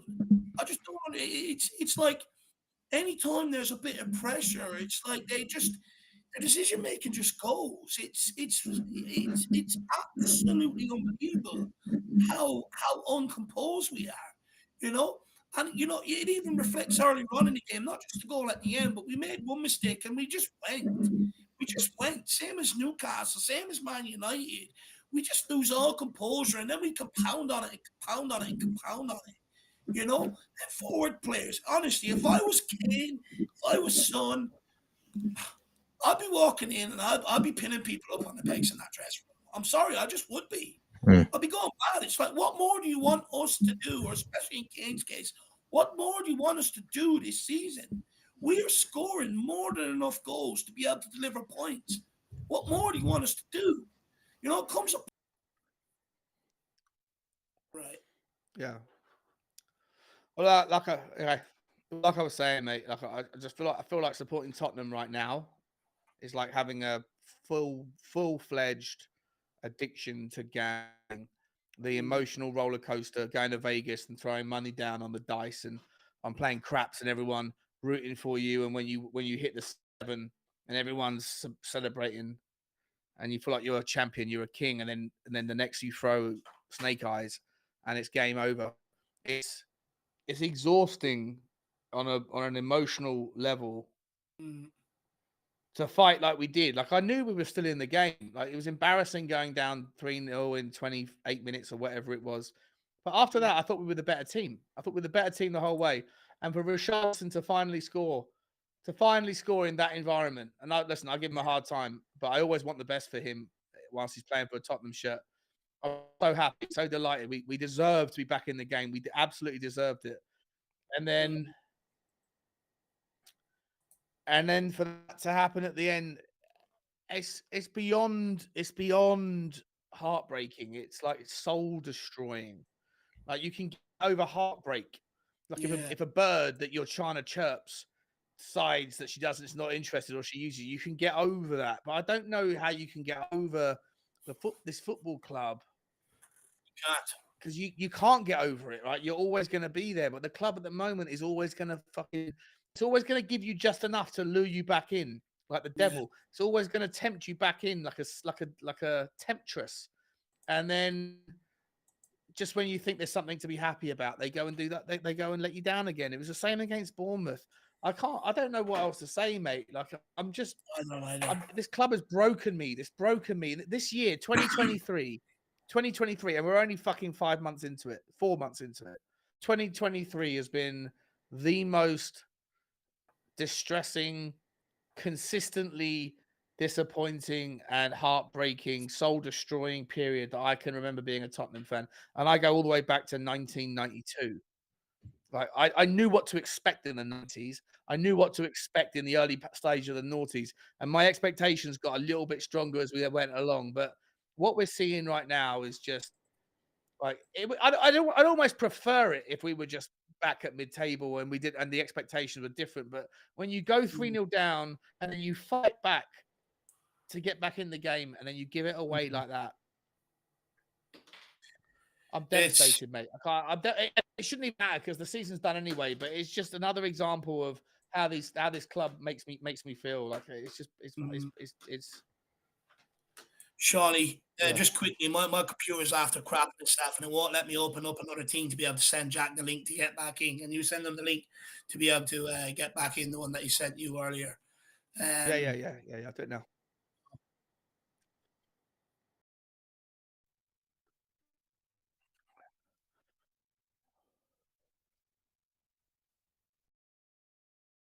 Click on your link. Yeah, just looks like all I have is the initial ninja thing that you sent me. Should we send that to you again or not? Is that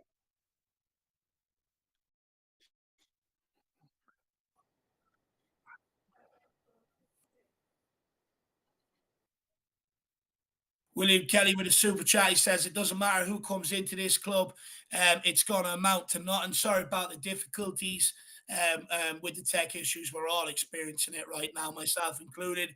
Sean, what do you say to William Kelly? Because I'm at the point now, it's kind of like there's nothing left to be proud of. There really isn't, you know. Listen, again, this is not me defending the ownership. I just don't understand where the connection is. Like, I don't understand. If we'd won that game, you wouldn't be saying that, Will. You know, I love you. If we'd won the game, and we could have done, we had far more shots on target, far more. I'm sure we have a better XG. Like, you got to separate the wheat from the chaff, mate. Like, I'm not interested in a Daniel Levy pylon. If you want to do it, be my guest, mate. I love you to pieces, William. I definitely want to reach out to you about that little laminated thing that Dave sent you, because I'd like one that represents my logo. But at the same time, I don't understand what the ownership has got to do with that. If you're good enough to climb back from 3-0 down, you're good enough to not go 3-0 down in the first place. Like, let's criticize the ownership for the things that they're responsible for, but let's not criticize the ownership for what you see on the pitch when the same team is capable of climbing back from a deep hole that they've dug themselves into. It doesn't make sense to make it all about the ownership. I understand the reaction. I get your natural narrative, William. I know you've had it for a long time, but I don't agree, mate. I feel like that's a unipolar blame game, and I don't think that's the right way to do it. But you know what, man? If you want to do it, be my guest. I'm not going to tell you not to. I don't care tonight. I'm devastated. I'm exhausted by this fucking football club because my emotions are ruined. Like, I'm I'm don't know with you, what to Shawny. say. I don't know how What to much do. more of this shit I can take. It's just emotionally draining at this point, and it's a load of bollocks. But look, I guess where William is coming from, it's kind of like, poor decisions is probably what's leading to what we're seeing on the pitch. But I also agree with you, Shawnee. It's like, okay, we haven't done certain things that we probably should have done, but at the end of the day, these players also have to take accountability. They can't be looking to go 3-0 down and chasing games and get themselves back in and throw it away. They also have to take a large burden of responsibility. I just hope that the only hope we can have with him is either that, look, they put an end to this pain and they look to sell up, whereas if they don't want to do that, then, hopefully the pressure that's put on them, it might start making them make the right decisions. It's all we can hope for at this point. Look, we're just one big fucking mess. I wasn't impressed with what I heard of Harry Redknapp when I was speaking to the other night about the owners. And then, you've got a playing squad that's just got more holes in it than a sieve. It's just, I don't even know where to begin. Jacob, you any more super chats? Yep, I'm back in. Hopefully people can hear me now. Maybe I think I figured out a way. Hopefully people can hear me. Adrian Chia saying, you reckon we over celebrated for the equalizer? Adrian, I'm going to let you know, man, I'm going to be made into a total meme. I'll be honest. I absolutely went over the board with the pigeon celebration because I genuinely thought that we'd absolutely just taken the mick out of Liverpool. We felt like we just came back, did exactly what Shawnee had said. Honestly, I was overjoyed with it. I was overjoyed, and yet to make look like a fucking idiot yet again by this club. I mean, honestly, it's embarrassing. It's embarrassing. I mean, I'm gonna probably get clipped to high heaven. I'm probably gonna get clipped to high heaven. I would imagine. I don't care. I don't care. Look, you can sit there and say we over celebrated. At the end of the day, watch my team. It's a 90th minute winner to get us back. Get us back to a point. And look, don't get me wrong. We shouldn't be in that position. And ideally, we want to be winning games and stuff like that. But it's just football. It's natural. But none of us could envision what Lucas Moura is about to do fucking 30 seconds later. Nobody could see it coming. I was sitting there saying, let's push and go for the winner, and then we do that. I'm not going to start berating people for goal celebrations and stuff like that. It's just getting to ridiculous levels at that point. At the end of the day, it's football. The emotions come with it. Your team claw yourself back into a game. You're going to celebrate regardless. Yeah. Well, William Kelly saying, time for the fans to stand up against this ownership now. We need them gone. We need our club back. I don't know this football club anymore. That was probably the most Spursy thing I'd ever experienced, William. I mean, this is like this season has been going through trials and tribulations, it feels like, with this team. We've just gone through it all. We've had every moment to be pumped. We've had every moment to expect something. We've had every moment to be optimistic. And I don't know. It's just been there's just nothing to be proud of anymore. You don't have a manager to be proud of. You don't have a style of football to be proud of. I hate watching you this. Could try and be proud. You can try and be proud of Harry Kane and the goals he scores, but the reality is, more people are more concerned about losing them than they acknowledging what he's done, which I fully understand. And the fact that he could go, like, there's just nothing left this season in general to be proud of. Absolutely nothing. It's absolutely shambolic. There's nothing left. There's just nothing left. The season's over. No pride left in this club whatsoever. The players don't put any pride into it. Money Mason's trying his best, but he's out of his depth. You've got owners who I'm not sure whether they know the problems now. I'm not sure whether they're going to rectify it. And you just don't know what direction this club is going to go in. And if evidence of the last 4 years is what to go by, it's going to keep going backwards and backwards and backwards if we keep making bonehead decisions the way we are. And just the reality is, and it's sad to see, people would rather go off and bring their wife out and go off and just even spend sunbathing out in the back garden and not watch this shit. That's not Tottenham fans. Tottenham fans are some of the most passionate. They enjoy some of the most shit and they always stick to it. But the reality is the club is driving fans away in their droves. And because there's nothing to be proud of. There's nothing that really connects people to this club anymore. It's sad. It's a sad state of times. And look, William, there are plenty of people that are making the voices heard, plenty of people that are starting up movements and stuff like that. And the only hope can be that is, the pressure, because I've always said this, I don't think they will ever listen to anything unless it's proper unanimous pressure. Fans unite and everyone behind it. Let's wait and see what happens over the next while. I know people are trying to spring up stuff, and all you can say to people is just try and support it, because regardless of your opinions and your stances and stuff like that, what's going on at this club is not right now. And the reality is if it's not sorted out and sorted out very, very quickly, and they're not going to put the money in to sort it out, the reality is we're only going to keep going backwards. And it's sad. We don't start this as fans. Kay saying you're too addicted to not watch, then you feel the pain.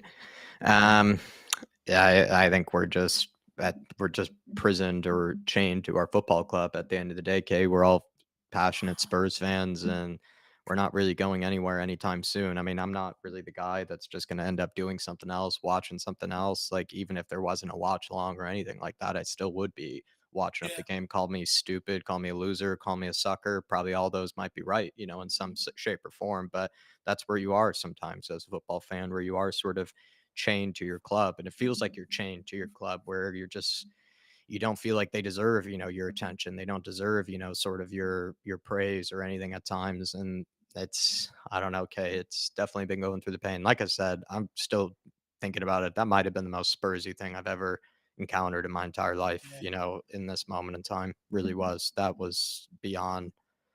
It was one of the most unexpected moments. Genuinely, it was one of the most Spursy things I've seen. And it's really just the trials and the tests that this club puts you through, I guess. But like a lot of Spurs fans have just had enough of them. They're tired of being tested. They're tired of being, sort of put through the ringer like this. And they're tired of being just kind of, brought up only to be pushed right back down again. Yeah. It's hard. Yeah. 2J in here. Big up 2J, my man. I'd love to get you on one of these next time, but definitely, hopefully, something a bit better.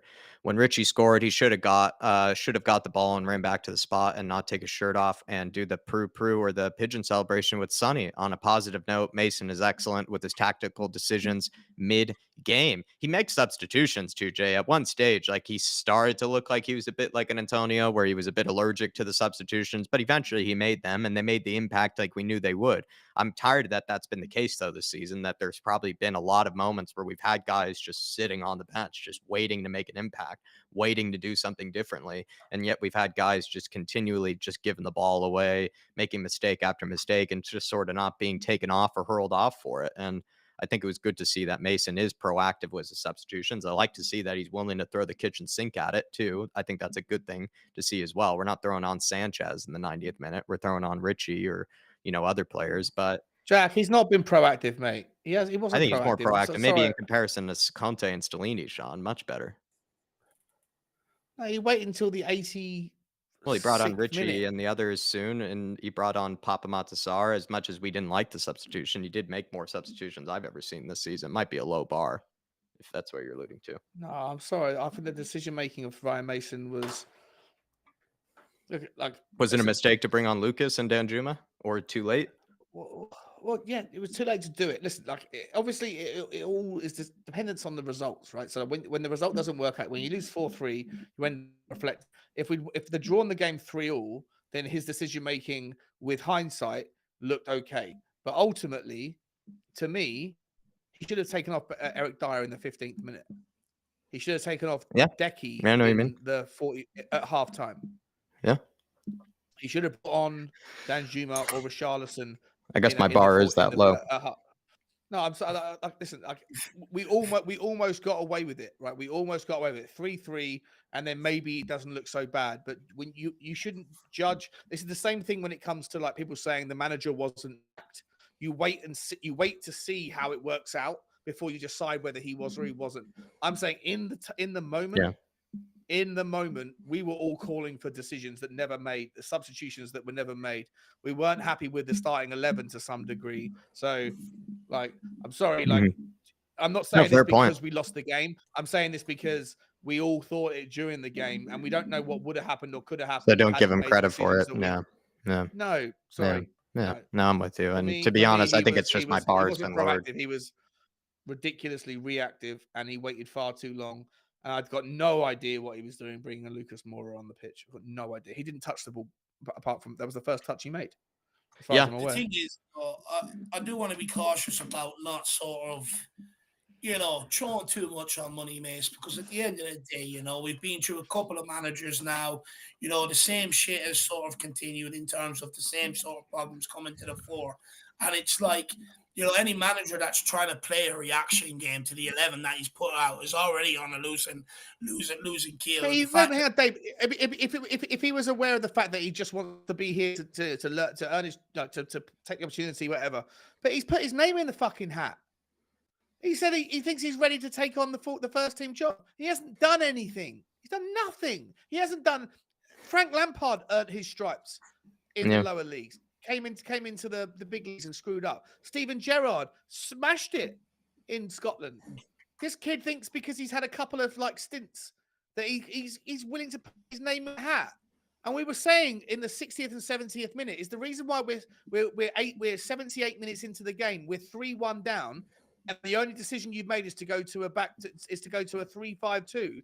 Is that damage limitation because you think that losing 3-1 at Liverpool isn't that bad? We were having that conversation. I hear all that, Shawnee. But if he wants to be considered worthy of consideration, then you've got to be judged like Conte would be judged, and like any other manager would be judged. And I'm going to judge him and say, listen, with the benefit of hindsight, okay, we were unlucky. It was a Lucas Moura mistake that ended up not making us draw the game 3-3. But you could have and should have made decisions a lot earlier than that. But the reality is, though, is I get we had them conversations, but the same old problems is what keeps putting us in these positions, having to keep chasing games and try and keep making impact substitutions. And it's all guesswork at the end of the day. If we could just defend and eliminate that problem, we wouldn't have to keep chasing these games, and we wouldn't actually have to sit here keep asking the same thing of all the managers. Because the reality is, we sat here talking about the same thing about Conte, same thing about Stellini under games and stuff like that. And the reality is the same problems keep forcing us into this situation. And for me, the way I'm saying it is we're on a third manager this season. That's what relegation teams do: chop and change managers looking for manager bounce. And it's got to the point where, look, Ryan Mason is just a club idiot who's been brought in to sort of put in charge at the end of the season. He ain't getting the job. He's not.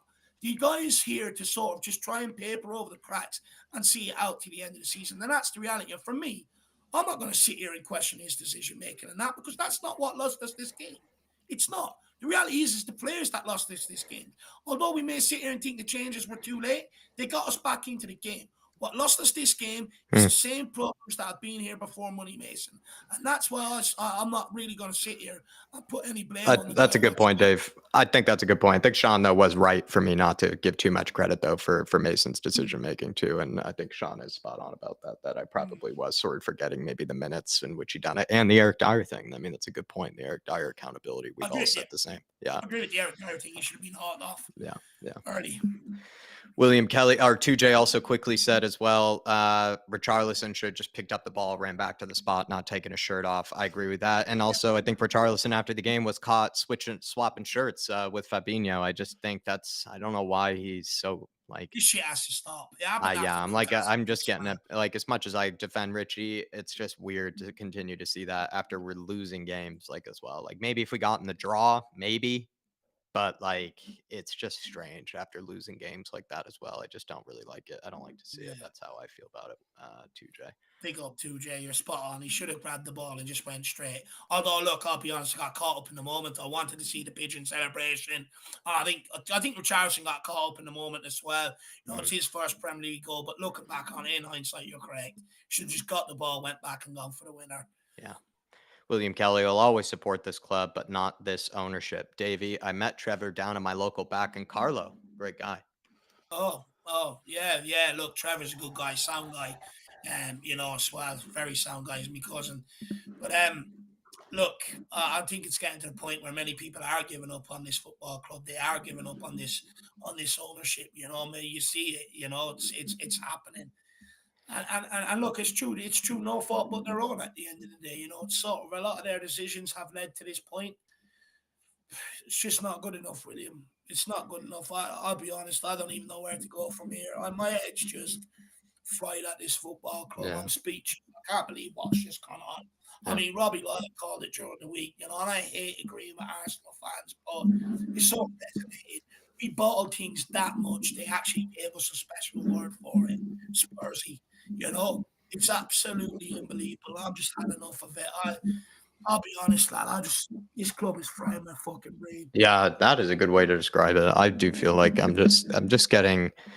I just feel like I've seen everything, and then like who the sexy football says, they just surprise you again. And Jack, he said you'll have another hold my beer moment next week, and I now feel like it Yeah. is the case. Like they'll have an even more surprising thing that they'll pull out. We're their going to get ass. absolutely turned over again at Aston Villa, by the way. Do you feel so? We might, we might beat Crystal Palace next Saturday. We might get a result. Might beat them 3-0, whatever, and everyone's like, "Oh, yeah, we're back." But we'll get trounced a bit. Trounced a bit. I agree. I actually think they know their season's over now. I think they know their season's over. I think you're going to see we're eighth. Yeah, we're eighth. We're eighth. By the way, guys, I didn't do it nearly enough because when I think I tried to do it, maybe that's what crashed the stream. But please now head on over to Sean's channel. By the way, I didn't do it enough putting in the link. Don't even bother heading that's over what to my crashed the stream. channel. I'm not even kidding. Me trying to pull up your. Don't even worry about it. Don't even worry about it. We are If starting. you don't know me by now. Yeah, they've heard the table enough by now. Foggy foam, massive change is needed this summer. I'm broken. Foggy, I think a good way Dave described it. Broken, brain is fried. Just don't even know what to do anymore now. It's just like I said, they've surpassed expectations of what is possible of being shit. Like I never knew that a club could be this sort of unpredictable in a game. I never have seen a team be this just all over the shop, just such a clown of a. I don't know. It's hard to watch. I'm not a guy that I'm never been a guy that likes the 4-3 games. Maybe I'll enjoy it as a neutral. Never have enjoyed it as a fan myself. I hate watching my team concede more than 2 or 3 goals. Even 2 goals is enough for me kind of in a game. It's hard for me to watch this. I'm not I like the free flowing football of Spurs, but I am tired of watching just clown defending and just atrocious defending undo any good work. Because then you're you're relying on just your strikers taking their chances, and you're relying on the game finishing in some sort of hockey score line of like a 6-4 and a 6-5. And it's exhausting. It leaves your brain fried. It leaves you broken, in my opinion, Foggy. Because if you win it, maybe you're on an absolute high. But if you lose it, it's just like you'd almost rather it just been a 1-0 or something like that. Because it's just, I don't know. For me, it's really draining. But that's just obviously a personal opinion. But for me, I don't like going through these 4-3s, these 5-3s. All 3 of us are defeated. You can see it. The 3 of us are speechless. We don't even know what to say. We're all just deflated and defeated. I give up. I give up with the whole fucking thing. Like, you fight so much. I knew we were still in the game. I knew we were still. I didn't know. I knew the game wasn't over. I knew that we'd have chances. And by the way, we could have won that game. They had 4 chances and they scored 4 goals. They didn't. Did Fraser Foster actually make us save? It's the ease of the chances, though, Shawnee. You look at all 4 of them; they're all easy chances. No, I hear you on that. I hear you on that. But like, we could that game. If everyone took all of their chances, that game could have been 7-8-4 to Tottenham. I'm not saying it should have been, but like it could have been. We hit the post twice. We hit the bar. Did we hit the bar?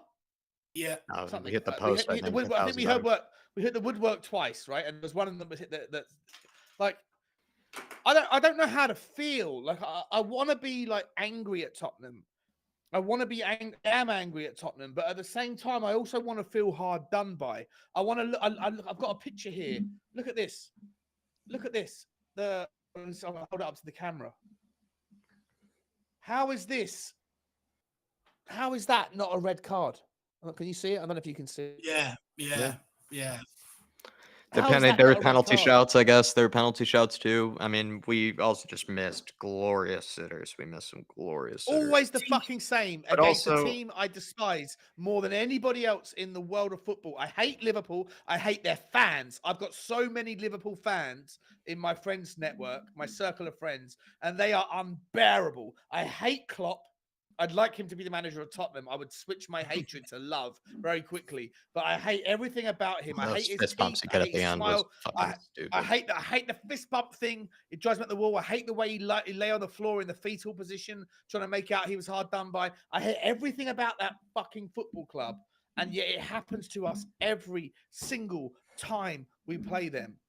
But you know every time. I can't stand it, mate. You make your own looking football. You make your own looking football, man. And, like, the reason why we're not getting any luck, or we don't feel like we're getting any luck, is because the reality is we're the masters of our own downfall. So anytime something like that comes around, we're already in a losing position or a chasing position. So it never feels like you're getting lucky, you know. And it's kind of like as much as we want luck and as much as you need luck at times, you make it yourself. But like the reality is, we're just the architects of our own downfall. Like 4 shots they had on target and 4 went in. But like you got to look at them. The first one was on the edge of our 6-yard box. What are you supposed to do there? Second one is a pen. One of them is a tap in. Again, just outside the 6-yard box. One of them is a penalty. And then the winner we put on a plate for them. It's that good. We actually put it in behind our own back line for them to run onto. It's the ease of the chances. It's the ease of the chances in which we're giving up. Like the fact is that doesn't reflect how good Liverpool were finishing and how great they were carving us open. It just reflects how easy we give up goals. And it's just shit, man. But it's also like even in the first 20 minutes, it often happens when a team's actually giving their all. Like, let's be fair. Like in the first 20 minutes, Liverpool are coming out the gates. They're coming out strong. It's probably their best version of themselves. And we start conceding 1, 2, 3, 4. Like that's what's also absurd is that we come out so horribly out of the gates. Like it requires us to be slapped in the face at least 3 times before us even to get into the game, Sean. I mean, you're screaming wakey, wakey 400 times before even the Spurs even decide to wake up. It takes 3 goals for them to wake up from the game. And then they start to maybe look like a semblance of a team. But it's impossible to have any faith in them if they're a team that goes 3-0 down this easily. Like it's hard to have faith in them in any scenario. I think you can have faith in them trying to mount a comeback, but it's hard. You can have faith in them, I guess, in trying to mount a comeback, but it's exhausting. It's exhausting. It is exhausting, mate. It's it's exhausting. It's exhausting against Bournemouth. It was exhausting against United, and it was exhausting today. And look, I don't even know. Like we're reacting to it in real time. I don't know how to break it apart. Like when I have to wake up tomorrow morning and do my Tottenham walk, I don't even know. I've got no idea how to like summarize it. I don't know whether we were unlucky, whether we deserve to win, whether we deserve to lose, whether we deserve the draw. I don't know how to break this one down. Like I feel like any particular opinion is valid on this one, but it's just I'm hungry as well. I haven't eaten all day, so like I feel like maybe once I eat something. Oh, Sean, we're fried. I mean, your brain. You might as well just eat your own body because we've been fried that much today. Like it's exhausting. Deep fried brain, yeah. deep fried moonhead is what we were served up tonight. The thing is, though, lads, like if you go away to Anfield, you score 3 goals, you hit the post 4 or 5 times, right? You'd say, "Fuck me, we played outstanding. That's enough to win the game." Who was the last team? Who was the last team? They're not winning that. When was the last time any team's gone up to Anfield and done that?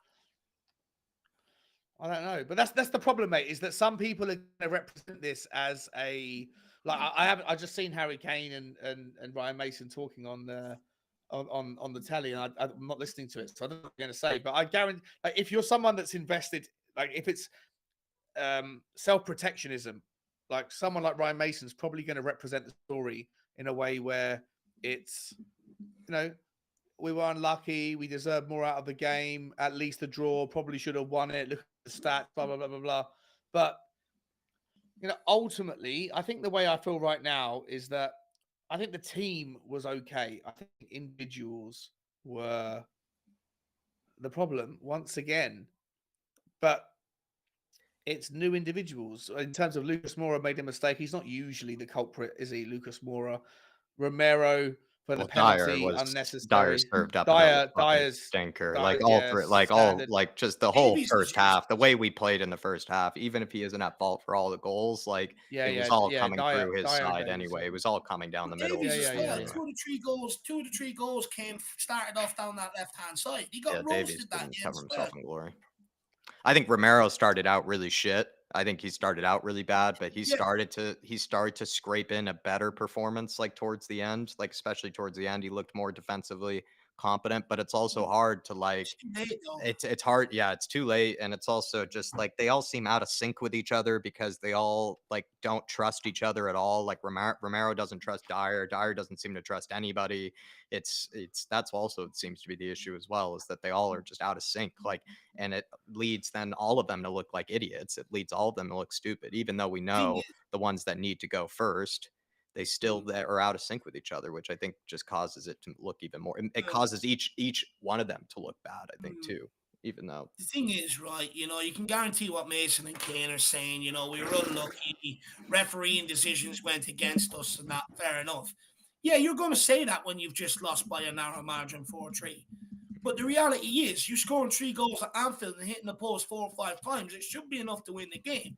And of course, they're going to paint that narrative, and especially Mason, because he doesn't want the pressure put on the players. He doesn't want them going home tonight, turning on the TV and seeing them plastered everywhere and the mistakes highlighted, because he's trying to galvanize them. He's trying to get something out of them. So, of course, he's going to paint it one way. But the reality is, I'm not going to fucking let him. The reality is, our back line is shit. They're the masters of their own downfall. Davies got torn apart down the left-hand side alongside Perisic. Dyer got dragged out of position for 2 or 3 of them goals. Romero gave away the penalty, and again, and Porro was question marks, Dave. Question marks have to be asked about Romero. I know he's the best at what we have. But I don't know if he's his reputation, I think, is slipping. I really do not. I don't know if he's this Rolls Royce defender that we think he is, and that you put someone better next to him, it'll be amazing. I don't know if that's the case, mate. I think he's got all the potential in the world. I think his concentration is awful. Just speaking. I think you're forgetting about a lot of the good performances he has put in and stuff like that. And it's kind of like, I get we can sit here with question marks over Dyer, but do that next season when he's beside a better defender. Let's actually just highlight, start weeding out the problems. The reality is, I've seen a lot of good from Romero, but I've seen a lot of shit. And for me, I want to see him beside someone else before we can truly make that judgment call. I am not going to judge this guy. I'm not going to judge him. He ain't the problem. He's not the main problem. Of course, he's not the main problem. I'm not saying he's. I hear what you're saying. But the praise we've given him in the past does get a little bit checked. He gets away with murder. He gets away with murder. He's when things are going well, when he's got a point to prove, he steps up and shows us what he can do. Eric Dyer doesn't have something to show us. I think we all agree about the problem with Eric Dyer. But when Romero can do it, but he doesn't do it often enough. Like, on days he can be an absolute monster, and on other days he can go absolutely missing. And I'm not saying that we should be focusing on him as the main problem. I just think that we need to be a little bit more balanced in our can roll it back. In our praise and our condescension. Condemnation. Sorry. Or we go very. But you're right though. You're right though. Sorry, I keep. If we get last thing I'll say. If we get a player in, and by the way, Jack, I need you and me to show on Castello, Lukeba. Yeah, I love Lukeba. He's amazing. I love this guy. He's my new favorite left-sided centre back, left footer. We should, if we were to go and get someone like him or someone else, one of the other names we always talk about, then you can judge Romero. But I think the Romero needs a little bit more criticism than he gets generally. I get what you mean, because we're a channel that praises the ones that we think are the future, the ones that we think are good, right? The new players, the new core, the new establishment. Dave and I very much give praise to, because what we want is the guys of the old hierarchy, the old players, to be gone and be rid of. And so we kind of maybe then really praise the new guys that get brought in, and it needs to sometimes be rolled back, or it just needs to be put in context. They can't always get away with it. I agree with what you're saying, Sean. Adrian Chia saying, spot on, Dave. We divvy the blame, which dilutes the root cause of not having a rock solid defense. Then we argue amongst ourselves about whose fault it is. But the thing is, we've had the conversation about Kane's son this season. We're even starting to have a conversation about the midfield now. I just don't understand it. I get we've got issues there, but sort the back line out and then start, then we can start talking about them issues. But the reality is, them issues are furthest away from our problem. Our problem is keeping out goals. I highlighted it in the summer. Everyone said, no, these guys will be able to keep it up under Conte. I knew they wouldn't. I said it. I highlighted how many goals we conceded last season across all competitions compared to how many we scored. And the reality is, I get, yes, you do have to have conversations on Kane's future. I get you have to talk about mistakes Romero are making. But no one goes that hard on Hugo Lloris and highlights them. No one goes that hard on Dyer and highlights them. It's sort of like, I feel like they're being glossed over half the time because people actually expect them to happen now. But the reality is, they're the guys we should be focusing on. They're the longer term problem. And by not getting rid of these guys and not really highlighting how bad they are, they just get a free pass and they continue to stay here and continue to stay here. And where I'm at with it now, I get Romero has been on and off this season and stuff like that, right? I get it. I get Højbjerg, his form is tailed off. I get all that. But the reality is, as long as Eric Dyer is a centre back at this fucking football club, we are never, ever, ever going to progress. So let's start talking about the longer term issues and resolve them first. Well, hopefully that's going to change, though, right, Dave? Mm. You got to hope that out of adversity becomes opportunity. And out of these absolute devastating shit show showings from Dyer and the rest in the last 3 or 4, 5, 10, 25 games, whatever you want to call it, hopefully any plans to give this little prick a contract will be reconsidered. Or the idea of something being painstakingly obvious, Sean, like in the emphasis on the word painstakingly, like it's been painstakingly obvious, but we've had to go through this season. And all you can hope from it is that it's made so obvious that there could be something done about it for once, that it will actually be shaken up. The thing is, with Dyer, his grandfather was head of the FA. Somewhere along the line, I feel like we're doing a job or a favor for somebody, and I don't like it. It's probably at Levy's stag do. Jory's saying member for 6 months. Sporting. Yeah. To investigate sporting. Jory member for 6 months. Fan show member saying losers are always coming up short in the luck department. Levy is currently looking to give Dyer a new contract. That makes Levy at best incompetent. A bit of insight on this, Jory, by the way. I read this Athletic article. I wasn't able to read the whole thing, but I read about 85% of it. It got to actually the state of when they were talking about the Eric Dyer contract. And while they did say Levy at the end of the day is the guy who does sign off on the contract and does sign off on the wages, the person that's actually the player liaison on these sort of contract negotiations is a lady named Rachel Capelhorn, I believe is her name. And she's actually responsible for actually the whole contract negotiations, sort of like the players that, they feel like maybe do deserve that sort of extra boost and everything. Apparently that's her sort of department. Apparently that's her kind of thing. And of course, Daniel Levy, like always, like everything, signs off on all the checks, signs off on everything. But if there is somebody who you also definitely want to give some blame to and give some of that credit to the blame, I did a bit of research. Apparently, Rachel Capelhorn is the one that's actually been pushing for the Dyer contract and is the one that's been responsible for a lot of the contract extensions of the past to like Winks and people like that. That's fair enough. Right? But the reality is Daniel Levy has the power to veto it. And he's in charge of her, and he's in charge of Rachel. Yeah, and he's in charge of her. At the end of the day, he can sit there and say, Rachel, really? Look at the mistakes this guy has cost us this season. Look at the amount of points that totals do. It's not like he can't do anything about it. No. He has the power to veto that and stop it.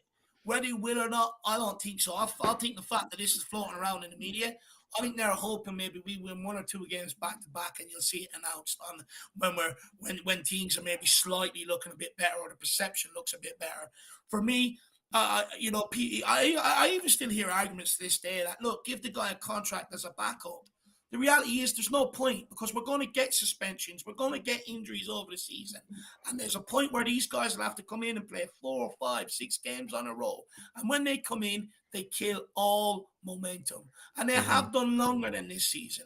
But this season it's been highlighted so much. Even when Sanchez steps in for people, kills all momentum. And I know these guys don't mean to make mistakes. Of course, no one means to make a mistake. But they fucking are.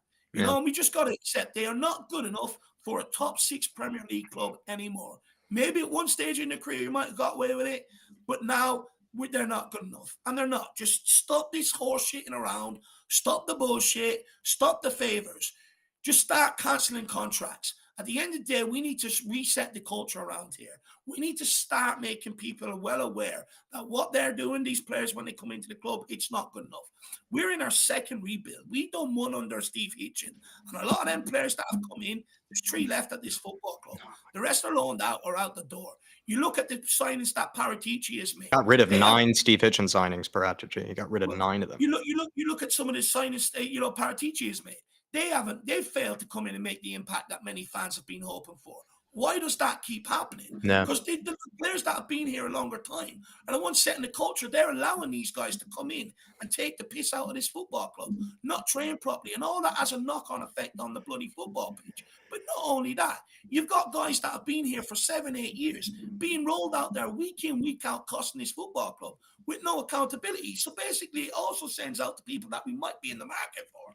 What's the point of me coming? When, got even younger lads there who can't even get in ahead of a guy making mistake after mistake after mistake. What is the point of me coming to this football club? To be made a part of the problem? To become a part of a club that's going backwards when I want my career to go forwards? The culture has to be reset, and that starts with Daniel Levy. The new culture has to be whoever comes to this football club is here to compete on 4 fronts, not sack off cup competitions to prioritize the top 4. Compete on all 4 bloody fronts, and that's got to happen. And until that happens, we'll keep seeing this shit with players coming in the club and players that have been here a long time. We also need to start handing out match day fines, taking their appearance fees off them, making sure that that they start reimbursing fans and stuff like that when these dismal performances, especially the way they're starting off games and all start happening. Because when there's no accountability, these guys can roll out there and do the exact same thing again next week. They do not give a shit. So we now have to start making them give a shit. And how do you do that in this modern day and age? Not by sitting there berating them like Jose Mourinho and Conte has tried to do, by hitting them in their fucking pocket. That's the only way you're going to get these overpaid babies to start listening. And it starts with setting that culture. You're either here to compete on all 4 fronts, and I don't care what competition you're playing in, you put your all in. The minute you don't, you're out of this football club. But we haven't had that. We've let Dyer stay around here for 8 years, and realistically, he had a 6 good months under Antonio Conte, and he had to because he was a part of the reason why Nuno and Jose Mourinho got fired. So he had to do it. And I've had enough of it. The only way you're going to do it is by start issuing fines and hitting these players and telling them, okay, it's not good enough. You're out this fucking football club. There's no point in just doing it to players that we bring in here, which we have done. You've got to also do it with players that have been here for such a long time. You're either with us to help set up the project and, repair us from this rubble, or or you can fuck off and you can go someplace else. The people that are here are going to have to earn their wages and earn their keep, because it's been too many people here that are on the beach, too many people here that are on vacation that feel like it's someone else's job. And I agree, Dave, overpaid babies that absolutely, if they're not here to be able to show that they're accountable for this, then honestly, they have to go. And we've been saying that, but just also Jory, by the way, following up and saying, I think when he was saying to the Rachel Capelhorn thing, he was saying, who employs the backroom at THFC? I rest my case. Jory, all I was doing was just adding a bit of context. Like I said, Daniel Levy, of course, is the one responsible for the people he hires in the backroom staff, the scouting department, etc. That all falls under his umbrella. I just mean is that if you did want to get specific on it, absolutely, I think you do throw in that person, Rachel, who ultimately is making the wrong decisions. Of course, Daniel Levy is responsible for her making those wrong decisions, but she is making the wrong decisions when it has come to the contract. So I just don't want Lads, to be the case. Sorry, Sean. Yeah. I'm going to have to jump off. No worries. No worries. Look, Any Sean, final words, Sean? Thank you very much. Thank you very much for your time. And everybody, just before we let Shawnee get his final word in, please get over there and show the guy the support and the love that he deserves. He's been with us through all the shit this season. And you know what? Even though people may not like it, sometimes he's also offered a difference of opinion.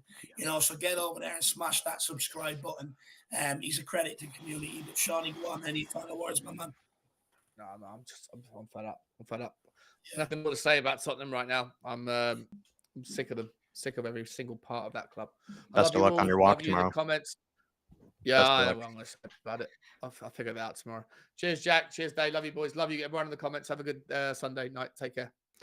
Love you, Sean. Cheers, Shawnee. Enjoy yours, my man, as best as you can. The bottom dude here saying, hitting posts, fouls, and all that. Hitting posts, fouls, and all that happened after we conceded 3 goals. It is down to the culture and the mentality of these players. It took us 3 goals in order to wake up to bottom due to, like what I said, as much as, yeah, maybe Spurs did end up actually probably being maybe the better team, maybe after they had that sort of embarrassment, but that's what's hard to sort of accept and hard to give them credit for, is that they have to be embarrassed and have to be sort of slapped around in that sort of way in order for them to actually get a reaction, in order for them to actually do what they were originally brought in to do. It seems like all of a sudden, maybe even the instructions as well as also the set out, that Ryan Mason put out for them, all of a sudden then they start stringing together passes. They're already able to maybe start making runs for each other. Why doesn't that happen when it's 0-0? Why does it every single time these past few weeks have to take it so we go 1-0 down, 2-0 down? We're also conceding so many times now inside the first 10 minutes. I mean, we're probably maybe up there and maybe the top of the league for goals, I think, conceded maybe in the first 15 minutes of games, it feels like this season. I don't know. I don't know. It is the mentality, especially with how they start out games. Clearly how they start out games is a poor, shitty mentality. And it hasn't just been, the last few games. It's not like it's just been Newcastle, United, Liverpool. The reality is it's been going on all season. At one stage, we were 2-0 down to Leeds at halftime and came back out and won it 3-2 in the second half. Early on in the season, we went down to Bournemouth and had to come back and rescue the game. It's happened repeatedly over the course of this season. And it's like everything's just too little, too late. It's not good enough. Like, I find it hard to sit here and say credit to the boys. They showed a bit of fight and all this, because the reality is it's too late. Show that from minute one. Winners show that from minute one. They don't have to wait till they're 3-0 down. Yeah. Maybe stand there and go, holy shit, I'm going to be ridiculed tonight. I better fucking start doing something. A winner doesn't need that to be their motivation. A winner's motivation is winning. So they do it from minute one. And it's just like, I'm sick of it. We could sit here, we could put it down to tactics, instructions, managers. It's on them, guys. They're not ready. They're not ready. They're not prepared going out there. Whatever they're doing pre-match needs to be looked at. We sat here, we sort of blamed it on what Antonio Conte instructs them to do before the game, sort of more or less like a 2-kilometer sort of warm-up, distance-wise and stuff like that. But the reality is, it's not to do with that. It's their mindset going out there. They're not mentally ready for it. And that's the problem. It's not to do with anything anyone else inside this football club is doing. It's down to their mentality. They're just not mentally ready for it. He also says as well, to bottom due to with the super chat. And Jory, I know I saw yours up there when it came to the who employs the backroom THFC at THFC. Hopefully you heard my response to that, because I know you were kind of following up. So I wanted to get to that as quickly as possible. Like I said, Levy pays the paychecks for everybody. Absolutely agree with that and would never dispute that. Just kind of wanted to give you maybe a bit of extra context if you did need it, or a bit extra if you needed it, if you even care at all. No, it's interesting to know who sort of is putting forward them recommendations. Or at least the person who he should be getting rid of, the person who he did put in charge that's not doing a good job. That's just simply as, if you wanted to be specific. The bottom dude is saying, why blame, or sorry, no. I think he was bringing up Romero here saying Romero will only learn if he plays next to a 28 to 30-year-old top defender. He's good for Argentina because of Otamendi next to him. What's funny about Nicolas Otamendi, though, is that it's not even like Nicolas Otamendi's like exactly a very cool head or anything. He's actually quite like sort of a very intense and sort of very, sort of proactive defender himself. He has always, I think, been a bit of a nasty kind of defender, if even. And it just shows that it doesn't always even need to be like a Virgil van Dijk, like a cool, calm head next to Romero. I think it just needs to be someone who's just a competent defender that Romero also trusts, that Romero can know will be trusted, to make that challenge, that he can step out knowing that the guy behind him is going to be able to have things locked up behind. And I think what it is that it's just simple as he doesn't have any competent defenders next to him. By not having any competent defenders next to him, he will himself start to make mistakes and will start to look silly and will start to maybe look a bit raw and has some working to do. But when you see him next to a guy like Otamendi, who I, at least from my knowledge, isn't always been known as like the calmest of heads of type of defenders, he still was showing to be a brilliant defender next to him. So it just shows. I think it just needs to be a good defender next to him. It can be a really cool, calm head, or it could be like a Sergio Ramos, Pepe, like loose cannon. I think as long as they're a good, competent defender, he will prove, his worth, and he will show his worth, Romero. That's just how I believe. And I think the Argentinian national team is a great example. The bottom due to follow it up as well, saying, why blame Lucas Moura? Since when putting on all your attacking players is good management? This was bound to happen. Were previous managers fools for doing that? For me, I actually didn't see the reason to bring on Lucas. I actually thought Pedro Porro was probably fine, and he already is a very attacking player anyways, so it's kind of like, unless he was super tired, maybe you put on a Lucas, but it felt like maybe you would sort of keep Pedro Porro because he was obviously very good, from the set pieces. He has good delivery, and he already was like a bit of a defensive liability anyways. Lucas probably is going to be equally a defensive liability, proved to end up being one at the end there. So I don't know. I think he probably did maybe throw the kitchen sink at it a bit too much, maybe there in that case. I don't really mind bringing on a Danjuma to bottom Duda. I don't mind him bringing on a Danjuma, but maybe taking off Porro probably did come back to hurt him in that case, because Porro already was not even having that terrible of a second half. The reality is, though, people are criticizing, Conte and Stellini for not emptying the bench with attacking players when you're losing the game. And it's kind of like, look, on this one, I understand why Mason done it. You got to go and chase the game. You've got to empty your bench of attacking players and get them on there and start pumping up long ball and getting your attackers to chase it down and try and get second balls and stuff like that. I understand it. At the end of the day, look, it's not Mason's fault that guy, you don't have to be a right back or a right wing back to be able to deal with that ball. You just got to header it back where it's came from. Or even just put it out for throwing if you're not comfortable or confident. The reality is, Lucas Moura took his eye off it. He wasn't aware of the danger around him, and he played a pass in a stupid area. And that's on him at the end of the day. There's a reason why we're not renewing his contract. There's a reason why we're letting him go at the end of this term, because what he's produced here, a lot of it has been substandard. And that's the reality of it. There's no one else to blame there but Lucas Moura. He's an experienced guy. He knows you don't do that, especially with the back line we've got. The guy has practically been a fan for most of this season, witnessed a lot of it from the bench. He should know you don't take that risk with them guys back there when the game's in the balance. It's all on Lucas Moura at the end of the day. And I fail to sit here and just put anything on another manager, because the same problems that keep rearing their head. And I think we've just got to learn. It doesn't matter what managers do. It doesn't matter. At the end of the day, the managers are trying to react to the shit that's been out on the pitch, because their plan that they've sent that team out with has completely been undone by 10 minutes. And it's like, it's not the manager's fault. They're trying their best to get stuff out of their squad. The reality is, if we've got a squad, we don't have any partnerships down the spine of that team. We don't have a partnership in midfield. We don't have a partnership in the back line. And that's what our biggest killer is. I do get where the bottom dude is coming from, and it's like, there's a reason why and Antonio Conte hadn't done it, and Stellini hadn't done it, and I get that, right? I get that. But the reality is, I think Mason made the right call. But you can't blame him for what Lucas Moura done there. That's brain dead. Yeah. I'm just tired of having to win games 4-3, 5-3, even if we think we deserved it. Like, it's exhausting. It's so exhausting. It's hard for me to be like, even if tomorrow I feel like, yeah, we were hard done by, probably could have gotten something out of that, maybe deserved something out of it. It's still like, there's no reason to not be like, I'm deflated. I'm deflated watching this sort of type of football, just watching us continue to concede, watching us go 3-0 down to try to have to believe that we'll come back. It's exhausting. It's I don't know about you guys, but it's deflating. It's exhausting. It really is. Even in games this year where we've been winning, we've let them come back. Go back to Southampton, 3-1 up, 10 minutes to go.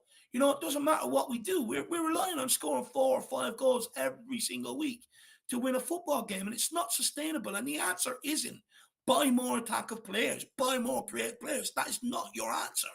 The answer is buy fucking defenders and just do it. For the love of bloody God, just do it this summer. Like I said before, fat little Irish gnome like me should not be able to sit there at the start of the summer and predict that when the crunch time comes around, this is going to happen. And by the way, I didn't think it would be this bad. I knew they'd make mistakes and cost us, but I didn't think it'd be this bad. With all the analysts inside the club, the scouts, and people in charge of recruitment and squad management, how was no one waking up to the fucking problem and got ahead of it a long time ago? How? It's concerning. Spurs 72, member for 18 months. Afternoon, Jack and Dave, pick up the chat. I hope you didn't have to watch that Spurs 72. I hope you did something better else with your Sunday. It was a good game for the neutral. Absolutely a great game for the neutral. They probably got their money's worth. But as Spurs fans, put through the ringer. Like I said, even if I wake up tomorrow thinking maybe we did deserve it, maybe we did actually deserve a point, maybe more, it's still so exhausting to have to go through it in that type of manner for me. It just is Spurs 72. Appreciate your support, my man, over this time. And yeah, I think we're just going to have to continue to find a way to look for solutions and also try to it's hard. It's hard at this stage, There's no everybody. solutions. That's hard. Look, That's a hard one to take, and that to get up for the comeback like that, that's a hard one to take. That's a hard the one only to take. solution is the transfer market. It's not open and there's nothing we can do. Just fucking get this season over and done with. Just blow it up. Get me there as quick as possible. Yeah. Well, everybody, I think we'll leave it there. I think there should be a fan show later. We'll check in with Jacob on that one. If not, Yeah. I'm welcome to run it for you guys. If you guys, I'm pretty sure there's some people that probably want to come on and have. If not, there's one. But if not, there's one Monday evening Even if anyway there's for one you Monday guys to evening. come on and have Yeah. your say. So, yeah, I think we'll leave it there, everybody. But yeah, hit the like button on the way out. And we'll be seeing you. and just quickly, I know some people tune in to laugh at us and that. I get it. But to those who genuinely sit through the pain with us, I appreciate your time, and you're helping me get through games and some of the therapy you guys provide me with. But look, I'm done. I'm defeated, Jack. Let's end this stream. One more just super chat from Devo Duda here. It just came in. Today's first half performance was worse than Newcastle. We experimented in that game with a back four and got hammered. We were set up defensively today. He set up pretty defensively against the likes of Man United, I think, Mason. And I actually supported that, him setting up defensive against likes of Man United, and him even setting up defensive in general about him, dude. I actually have no problem with, with coaches setting up a bit defensive with how our team plays and how easily we do concede. But to be honest, that first half performance, it had Newcastle written all over it. I don't know if it was worse just because they did stop the bleeding in some way, shape, or form. Maybe they were lucky to not have stopped the bleeding, but I think this one was, slightly better than Newcastle. I understand the excuse, though. Yeah, you're right. We went for a huge experiment, and that Newcastle game came to bite us. Absolutely did, and that's definitely some added context. But for me, we at least stopped the bleeding in compared to the Newcastle game. Also, what I'd add to that is the fact that they had to reimburse fans and then they go and sort of start off like that again, probably just adds to making it probably worse than the Newcastle. Look, for me, Newcastle was one of the worst games I've ever witnessed as a Spurs fan. At least today, you'd say somewhat more fight. Some more fight was shown. Character was shown. But look, like I said before, actions speak louder than words. Apologize, refund, all you fucking want. That's just the bare minimum of what you should be doing right now. But actions speak louder than words. Stop this crap in the press. And in fact, if you didn't spend so much time in the press and actually done stuff on the training pitch instead of moaning about it, this shit that we have to endure might not fucking happen. And the shit they have to endure from everybody else might not happen if they just done what they were supposed to do. It's a joke, man. Appreciate you about him, dude, my man. And I see where you're coming from on it. Like they both had it written all over it. Like they had the vibe about it. But at least I think this time they showed a bit more character and tried to stop the bleeding. But I'll leave it there. Well, hopefully you've recovered from your fever as well. Hopefully the game hasn't sent it even more further through the roof. Sorry about that. Yeah.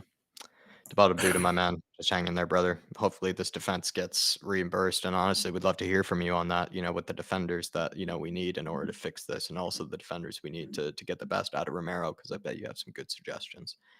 Everybody, though, we're going to leave it there. Hit the like button, please, on the way out. Come on, you Spurs. See you soon, everybody.